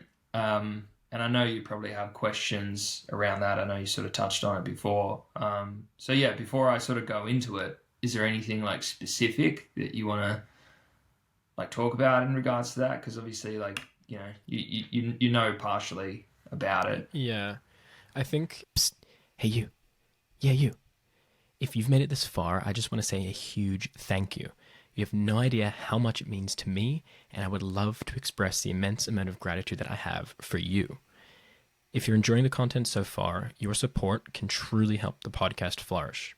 By simply subscribing, following, and liking and sharing, you're ensuring that our valuable content connects with the right audience, and it helps allow me to bring even more awesome content to you. Thanks again, and I really do hope you enjoy the rest of the episode, and many more to come. So yes, I think the first I just wanted to touch on sort of what you were just talking about from the darkness thing. Um, in the episode I just recorded, at the end of it, the one thing I said was afterwards, I had this sense of and this feeling. This word I used was this sense of okayness with myself, and like understanding and feeling like that I have my own back was kind of like the outcome of this. It's like because I was so alone, it allowed me to realize like, yeah, you know, and I got to be there for me, and I like it'll be okay, kind of thing. Mm, Anyway, it's just like similar also to what you were saying that guy was mentioning. So yeah, I mm, think it's definitely something people could draw from that kind of experience. Anyway, your experience and my questions. Well, I want to know what you asked me, which is like leading up to it, how did you feel going into it, the start of it, how did it feel? And then, maybe what are some experiences that you had experienced that were very noticeable or like top of mind for you? And then like, what is your outcome or end results or reflection on the whole experience? Yeah. Probably they're still happening, and then they're sometimes like the smallest things happen and I go, okay, that kind of makes more sense now. So going to India to an ashram was, I think many years ago, like I liked the idea of it. I was like, this is so foreign. Like, what a foreign concept. I have no idea what this is like. And for anyone that obviously hasn't been, there's varying levels from, there could be a teacher or a guru, holding some form of discourse or dharma to maybe like, 10 people. And then there is those ones where it's like, a lot of people. I was there at the beginning of this year for specifically for an event called Mahashivratri, which, as they say, it's one of the most auspicious nights in the calendar. That is related to the moon and the moving sort of the planets and being in a specific part of the world at a specific sort of degrees where the planets are moved can enhance sort of perception and certain things. If you are upright and awake for the whole night. When I say upright, it means that, your spine is erect. And for this particular ashram that I went to, they actually say that it's like for a day, it becomes the largest festival in the world, where they had like over 1.1 million people, and it turns into sort of this big celebration, and you're there all night. But then there's obviously like the ashram itself, because this is sort of just outside of it. And there is plenty of these spaces that have been built, which they call sort of consecrated temples. And consecration is basically this process which I cannot do any form of justice to explain, but really it imbibes and embodies an energy form. So when you enter these certain places, if you are perceptive enough, there is certain sort of energy that you can feel. And I think like sometimes talking about these things, it can sound a little bit like far-fetched.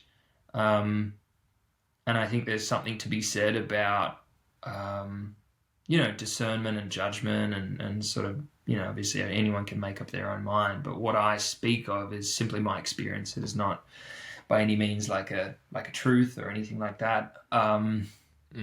But yeah, in terms of like, what did I experience there?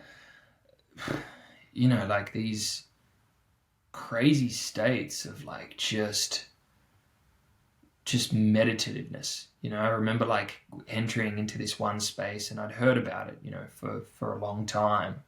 And, it's all in silence and, wearing a sort of particular outfit and entering into this space. And I remember just like this heaviness, just heavy and like almost like just lackadaisical, almost like just being drunk or high on something. And then I remember at some point getting out of there, and you lose perception of time, just sort of in there, sitting cross-legged, concrete floor, getting out, and just nothing bothered me. Like just nothing. It was sort of like that that story you were saying of like walking out and taking the blindfold, and like the colors were different, like the birds were chirping in a different way, like just it's hard to explain. But there was also like a lot of pain. I guess I kind of went into it thinking that it would be I don't know, it's almost like there was a part of me that thought like this is a ticket to like the next level. You know, it's like this Yeah. guarantee, like you go and you're gonna level up and it'll be great, and then you leave and you tell everyone like, oh my God, you know, it was like just this most wow, like enlightening thing. Um, and some parts were, but I actually decided to leave early. Earlier than what I thought that I would stay for that period of time. And it's not to say that it was a bad experience. It was you know, it was fantastic, but it wasn't easy. I found it really, really tough on many levels. You know, for one, like I was sitting cross-legged, usually on concrete, for like, you know, over 7 hours a day.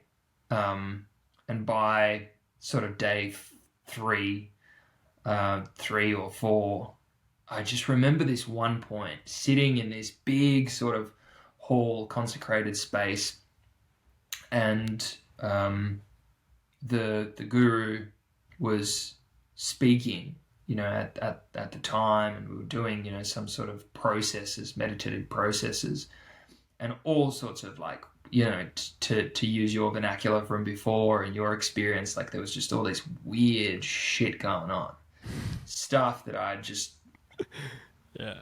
I couldn't explain it, you know, like people within my vicinity, you know, like just like laughing like crazy people or something, and some people crying, and just like all sorts of stuff sort of going on. But I just remember this one point like breaking down physically, like just brought me to tears, because I couldn't sit like that anymore. Like my joints were hurting, my back was hurting, everything was hurting. And I was almost like surprised. Like, I can't believe I'm like, yeah, like why I don't understand these tears, but there was something that let its guard down completely, you know, like I was just there, and just there was no choice. Like, what other choice, you know, like but to feel all of that. So, you know, I remember also, I guess, experiencing somewhat like loneliness, you know, being there. Yes, there's a lot of people, but really, like, it's an inward journey. All the meals, you know, you're sitting down on the ground, you can't look at anyone else, you're eating with your hands. All of those things were, you know, pretty foreign. You're getting up at like 5. I was walking around a lot, and probably like you, I had these sort of distinct moments, and this ashram was like in the foothills of the mountains in southern India. You know, just beautiful, really beautiful landscape, and there's a lot of sort of area to roam and whatever else. But I distinctly sort of remember this point of just going, what am I doing here? Like, here's this like white dude, you know, pronouncing Sanskrit words and bowing to, you know, objects and things that I don't understand, walking barefoot everywhere, you know, doing certain poses, feeling excruciating pain, you know, eating on the floor, all of these things. And I think it's definitely this moment like, what have I come here for? Like, what am I after? What is this? What's it all about?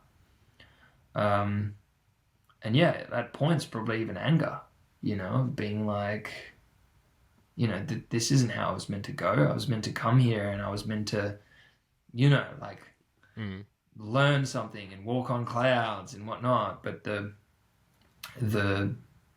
mind, you know, was it was trying to hold on to its identity, and I think there was something to be said about overcoming these barriers, you know, like even at that point where I physically was in this hall and I started crying, there was like this insane relief of like just like letting that go, if that makes sense, you know, like there was abundant pain, but just like giving in to not having to fight it so much, and fight it more psychologically rather than physically, because I'm still sitting. The sitting hasn't changed, but it was more mentally just going, well, that's what it is.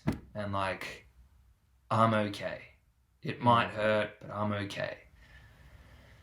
I think those points I look back at it now, you know, and there were so many wonderful like little learnings. Like I noticed how my body reacted when I ate with my hands when I was sitting on the floor. Man, like I had no issues with digestion at all, like nothing. I was eating 2 times a day, had more energy than I knew what to do with. Like there was all these subtle things that were happening that, you know, as soon as I came back to the Western world and, you know, resumed my daily life, it was really hard. Like, how am I going to go to a restaurant now, like in the city, and sit on the floor, not talk to anyone, eat with my hand, barefoot? Like, it's not going to happen, right? But yeah. it's like having this dedicated time to do these things. But yeah, definitely, it's kind of like that saying of like, I didn't get what I wanted, but I got what I needed. Yeah, yeah. You know? Yeah.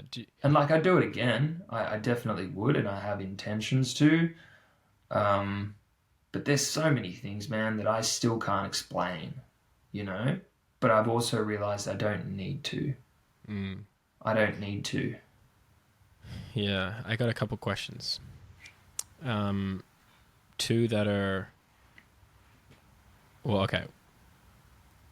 I guess we'll just start with, can you walk us through, did you have like a sort of like routine or set thing you did every single day? Like, was there almost like a structure to how every single day was spent? Like, I want to know, like, you wake up, and I want the detail. Like, you wake up. Yeah, so probably not as much structure, like for a period of time, because there was a specific sort of event going on where there was a bunch of discourses. So essentially, like if you could imagine a big group of people almost there for like let's call it like, for the lack of a better word, like a conference, right? You still have time where you can sort of explore a little bit yourself, but there's a certain amount of time where you are all together and there's someone usually on stage. In this case, it was, you know, it was the guru. And then, yeah, like we were getting up, so you'd have your first practice usually at 6 a.m. And then depending on the level of, I guess like the level of your yogic journey, you know, not everyone did all the same practices. There was a massive food hall that was really up to you to manage your time of like, because the food hall would shut, right? And if you missed your food, like that's it. Like there's no food. So there was 2 sittings per day to have food. You know, lights out would usually be like 9:30, but in the room you could sort of have it a little bit later. And I was in a room with another person from Austin, Texas. Oh wow. So yeah, like there was structure, but there was also a lot of time where you were sort of left to your own sort of, you know, schedule. And there's a lot of stuff obviously to do, but it is quite confronting because you're by yourself. Everything's really quite foreign. Once you do something once, it's like, what am I going to do? The same thing again. And at this point when I went, like I had gone through like a few initiations of different kriyas and different sort of yogas. And some of them you can only do like a couple of times a day, or like with most of them, you have to be on an empty stomach 4 hours. There has to be some time apart between doing the practices and things like that. So some people that had done like more, you know, were able to really like drag their day out of doing a lot of stuff. But for me, you know, on some of those days where I had more time, I think I really found myself questioning things, you know, because I felt there was like almost this childlike desire to just get out of there and go climb mountains in India, or like go surfing, or try food, or meet people, or do these things. But I was here and I was having to sort of go inward, and it wasn't comfortable, you know. It wasn't, and it was confronting. And then sometimes, you know, I would catch myself looking at other people, and I could see people like sitting with like just tears of joy, just like tears of joy. And you're like, holy fuck, like, you know, how do I get some of that? Like, you know, like how come you know, I ain't got tears of joy. Like, you know, I'm just like angry and I want to go put like cream on my knees because they hurt so bad. But I've come to learn that that's like part of it too, you know? Yeah. Are you? Well, a couple other questions that sort of come up from this. First of all, did you speak to the guy from Texas? You were like a roommate. Did you talk to him at all? Yeah. Yeah. What's that conversation like in there when you're with another Westerner? What do you got? Like, what's that? I feel like that would be interesting. Yeah, definitely interesting because there's like different levels, I think, of involvement too, Yeah. like when you come to a place like this. Um, and yeah, like, some people are like really passionate, like I think that's a good word to sort of use. Like people are really passionate, and it's easy when you go to a place like this that people want to sort of Mm. like impart, how you should do things and Yeah. whatever else. But no, the experience was, it was actually it was really good, um, because there's obviously like this common bond, like we've both just traveled across the world to come and do this, and it wasn't his first time, right? So he kind of knew what he was in for. He kind of showed me a few things, but I remember like the first night because he got in like a little bit later than I did, and he had to do some of his practices. And with the practices, it's kind of like Fight Club, right? The number one rule: you don't talk about Fight Club. Yeah. But it's not for any other reason than like if someone explains it to you, they consider that it's not administered in the proper way, right? Mm. Like it really takes a lot of precision and like a yogic master to sort of like explain some of these things, because it's not just you know replicating an action. There's deeper layers and dimensions to this sort of stuff. So I just remember like being in the room, and I'm like super tired and whatever else, and he started his practice, and it's like 11 at night, and one of the practices has like a very distinct sort of vocal exercise, which is almost like this bird in some sort of anguish. And I was just like, I heard it and I was like, what the fuck is going on? you Mm. know and like I'm a super open-minded dude, like choose your own adventure. I'm not going to judge, do whatever. Who am I to say what's right or wrong? But I remember like experiencing that and just sort of being like where does it sort of end? Like do you live there full time? Is that like how this works? Like if I keep coming or doing this or whatever else? No. um because like this person that I met was like, yeah, and then I'm going to the other ashram at this time and then that time, and I'm going to do this thing, and I'm going to prepare my body so I can do this thing, um which is really like it's great, but it's I think with some of these things they've turned into somewhat of like a novelty, Yeah. Yeah. and I didn't want to be that, but I did have confronting questions for myself, like, fuck, am I just here because you know like it's a white dude and it seems like a cool story and whatever else, but then I'm not actually doing the practices and living in accordance with some of these things. Mm. um yeah, but look, the dynamic was like, it was fine. There was people really from all over the world. I was the only Aussie that I met, like out of all the people there. Um, and yeah, it's just sort of interesting. You get to meet people and you understand like why they're there. Some people were like in their 70s and they're like, well, this just makes sense. And Mhm. but one of the things they also sort of suggest is not to pay too much attention to like other people's states, particularly as you're doing some of these yogic processes, and really just to focus sort of inward and for your own journey, because ultimately you're there for you. You're there for yourself, and not to be too concerned with like other people. Yeah. Yeah. Yeah. Wow. It seemed like I when you say that. sort of becoming like a novelty, these kinds of things. I definitely fall into that bracket of like really not wanting to, like, I don't want to, like, I can find it even sometimes hard to talk to people about sort of like this kind of stuff Yeah. because it's like, it can fall into that sort of bracket of novelty and, but I mean, at the end of the day, all you can really say is like, well, this is just my experience. Like, I'm not interested in all this, like, whatever else is going on here. It's just like, I'm just living my own life, my own journey. So like, whatever you think, it doesn't really matter. But yeah, it's interesting, like 70-year-olds and just like, I would really love, I think, I mean, sounds like something I would like to try just to see what the experience is like, you know, and feel, because also like obviously open-minded person, but before you went, I'm curious to know, like, what's your, can you sit like normally on the ground cross-legged without discomfort, like before you went? I'm curious. Not for a huge amount of time.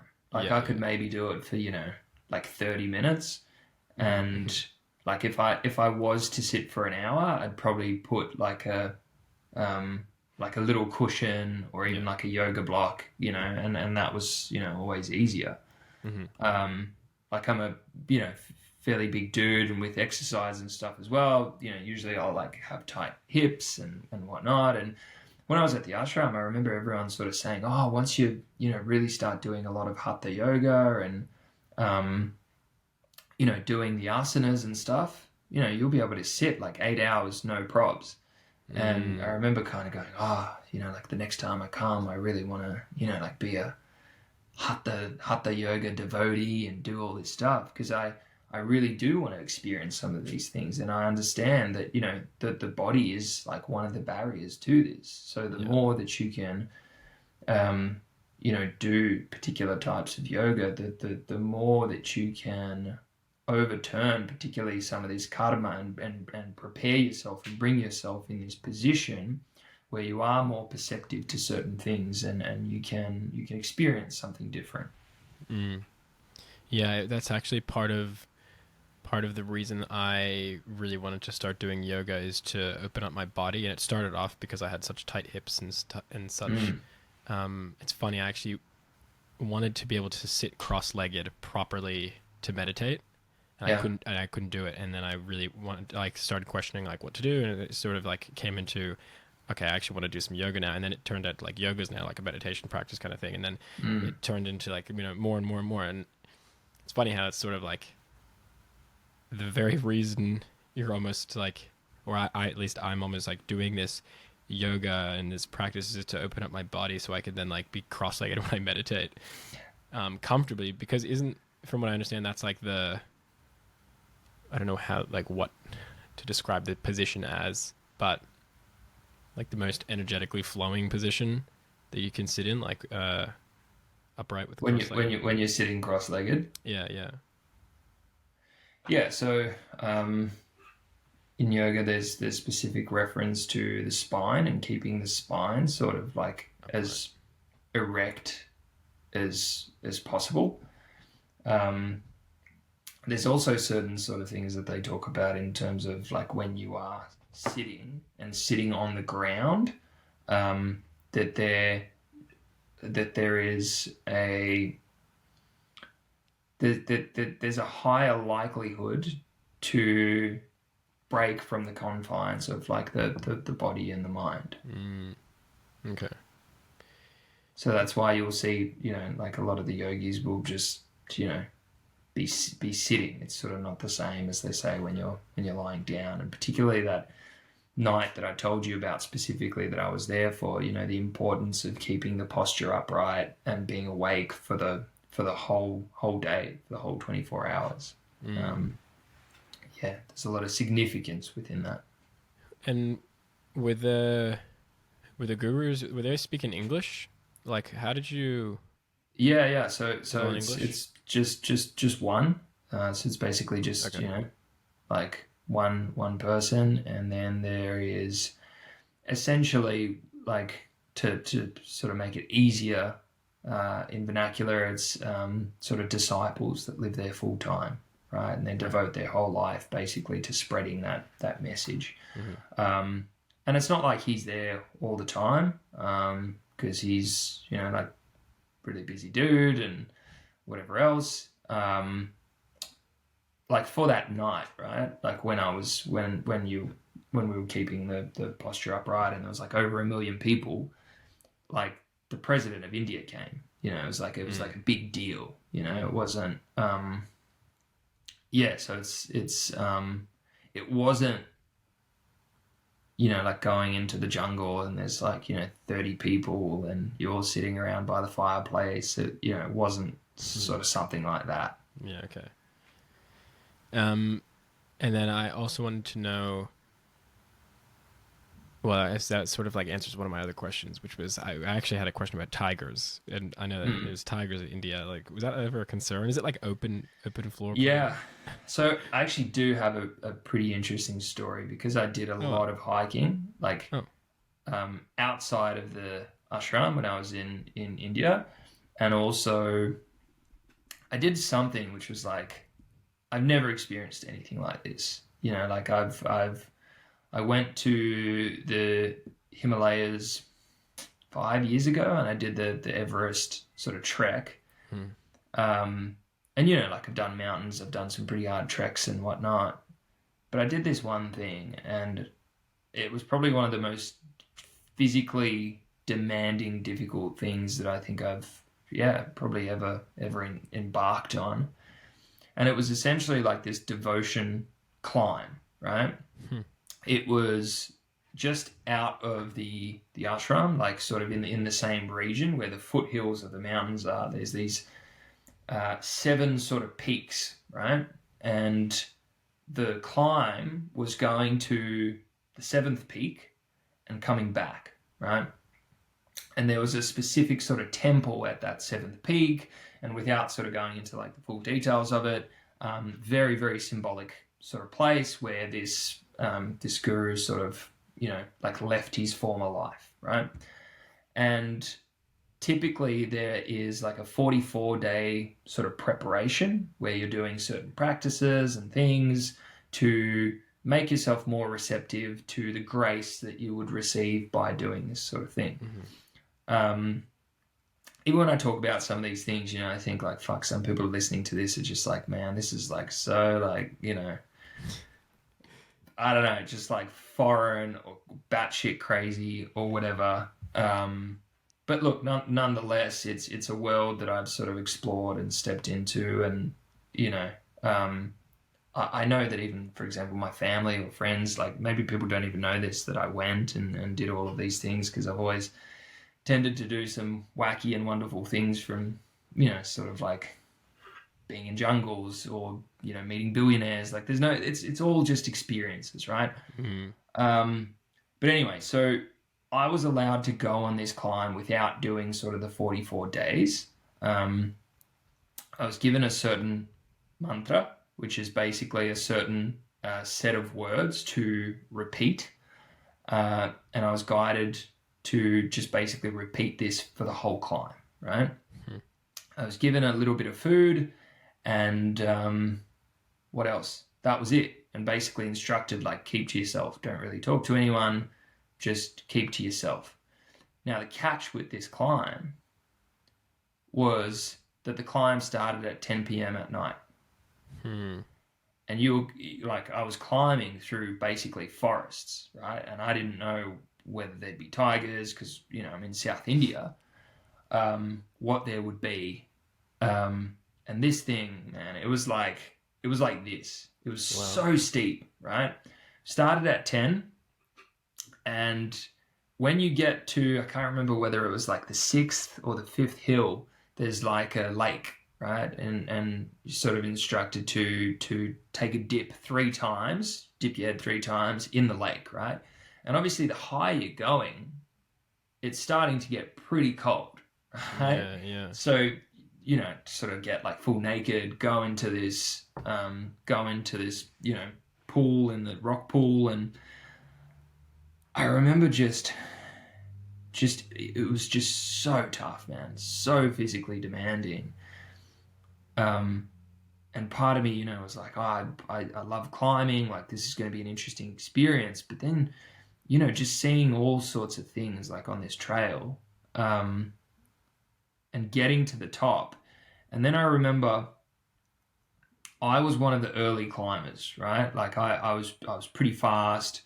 By the time I got to the top and was ready to go down, there wasn't as many people in front of me, right? Like when I initially started, there was already like a bunch of people. Like to give you context, there was probably like, you know, 200 people climbing, right? Oh wow, okay. And there was a couple of brahmacharis, and they're sort of like your full on live there, like dedicated yogis, older people.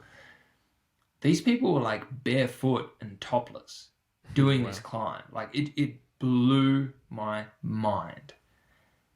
I finished the climb at 7:30 in the morning, like non-stop. Wow. 10 till 7:30 in the morning. And Jesus.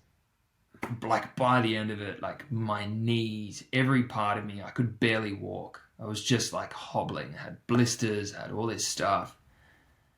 And, you know, like you're walking through, it's pitch black, you got your torch, you know, just repeating this mantra, and I don't know, man, like all sorts of stuff, you know, like going through your head, but then also nothing, because you're so focused on just like how do I just, you know, get to the bottom and not like, I don't know, not like die or and they were like the moments where I'm like, holy shit, like I'm really alone.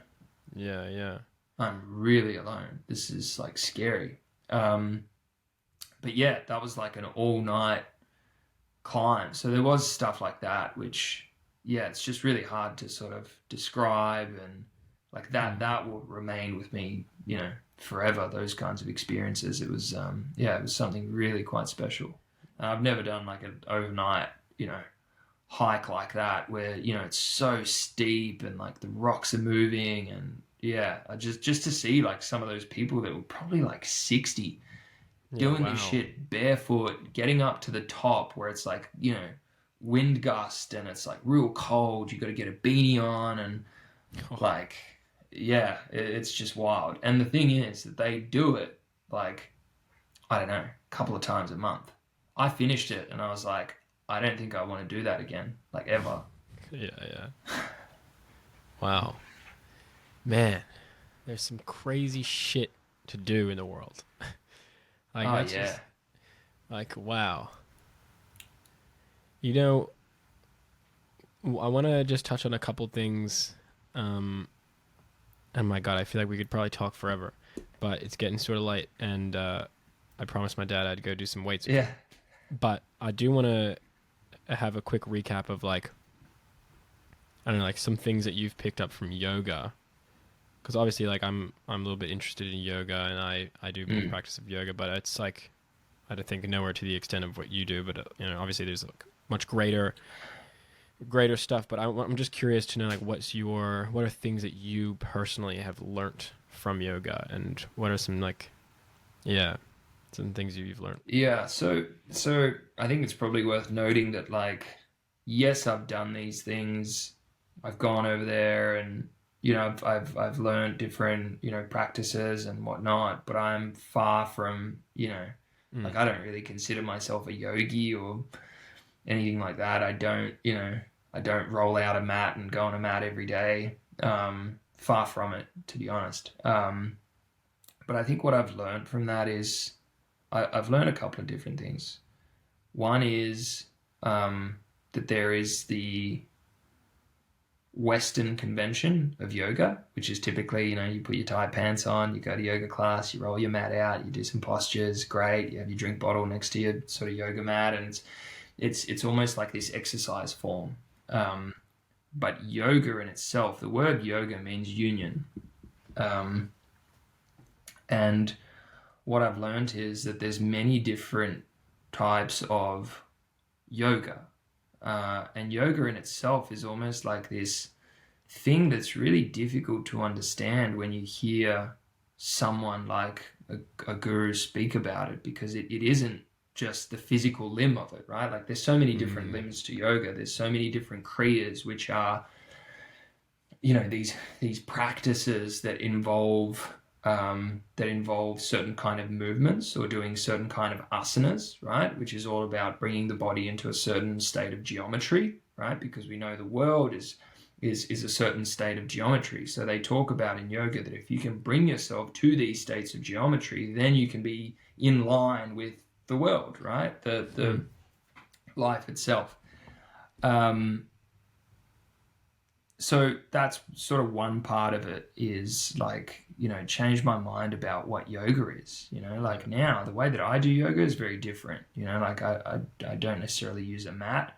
It's the same postures sort of over and over, but like how I breathe, how I prepare my body, what is the environment that I'm doing this thing in? What are the times that I'm doing it? And am I on an empty stomach, like so that my body is more perceptive to these movements? And so there's that part. The other part is I've realized not that I have no idea, but that I really don't understand yoga. And I think that's like freeing in some sort of way,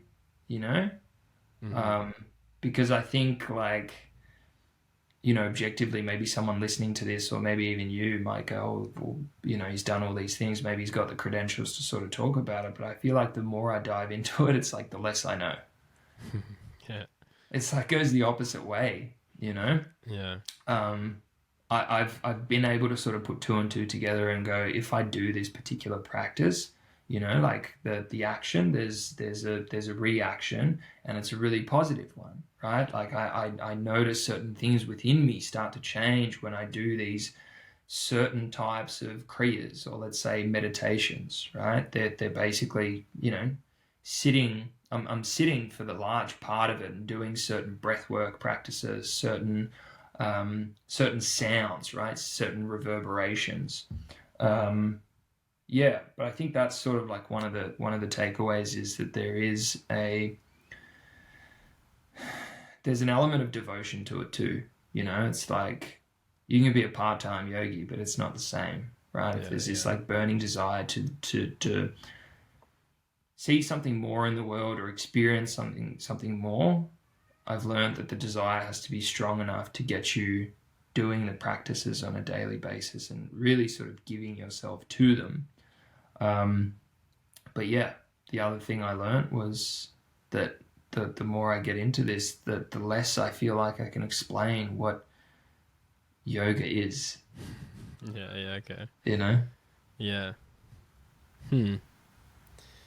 Maybe there's a simpler... Is that a cat? Yeah. There's a little cat. He's actually the neighbor's cat, and I absolutely love this cat. Right, like I moved into this place not too long ago, and he's like become honestly like a child to me.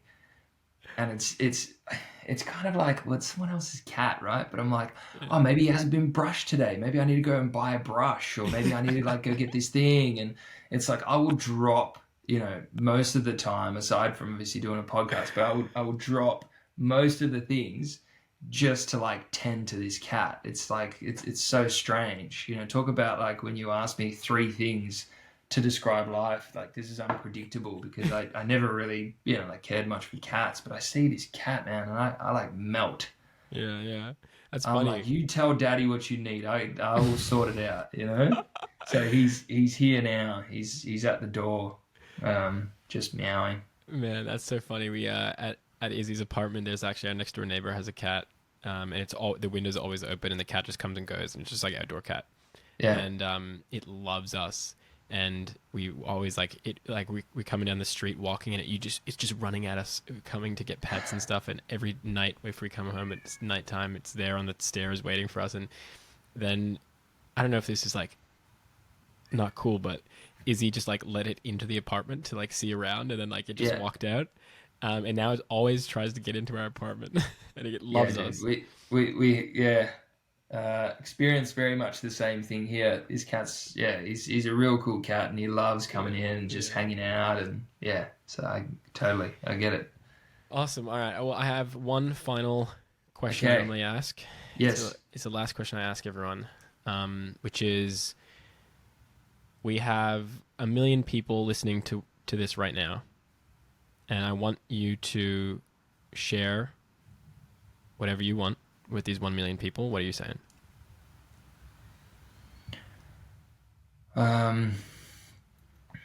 Gee whiz, what am I saying? Yeah, I think a sentiment that I've sort of shared throughout this podcast, and particularly with, I guess, the brevity of what's going on in the world around us at the moment, where, you know, hurt and wounded people are doing, you know, ghastly, hurtful and wounding things to other people. We are forgetting our humanity, forgetting our responsibility as people on this planet towards each other. You know, no life is more important than another, whether you are young, old, or whatever. And whether it's a work context, whether it's something, you know, within your friendship group, whether it's sport, whether it's family, when people react in a certain way, it usually comes from either a place of hurt or fear, you know. And if we can bring more compassion and recognize that, then we are able to more so hold that space of love, not just for them, but also for ourselves. Because, like we said earlier, you know, being loving includes yourself, and it doesn't mean you need to be a doormat, you know, but having compassion for others and also for yourself, because there's parts of us, just by the virtue of being human, we react in certain ways. But really, it seems like that the game of life is, can you rise above that? Can you rise beyond these human, very human characteristics and tendencies, to be a more awake and fully fledged human being that has love and compassion for other people.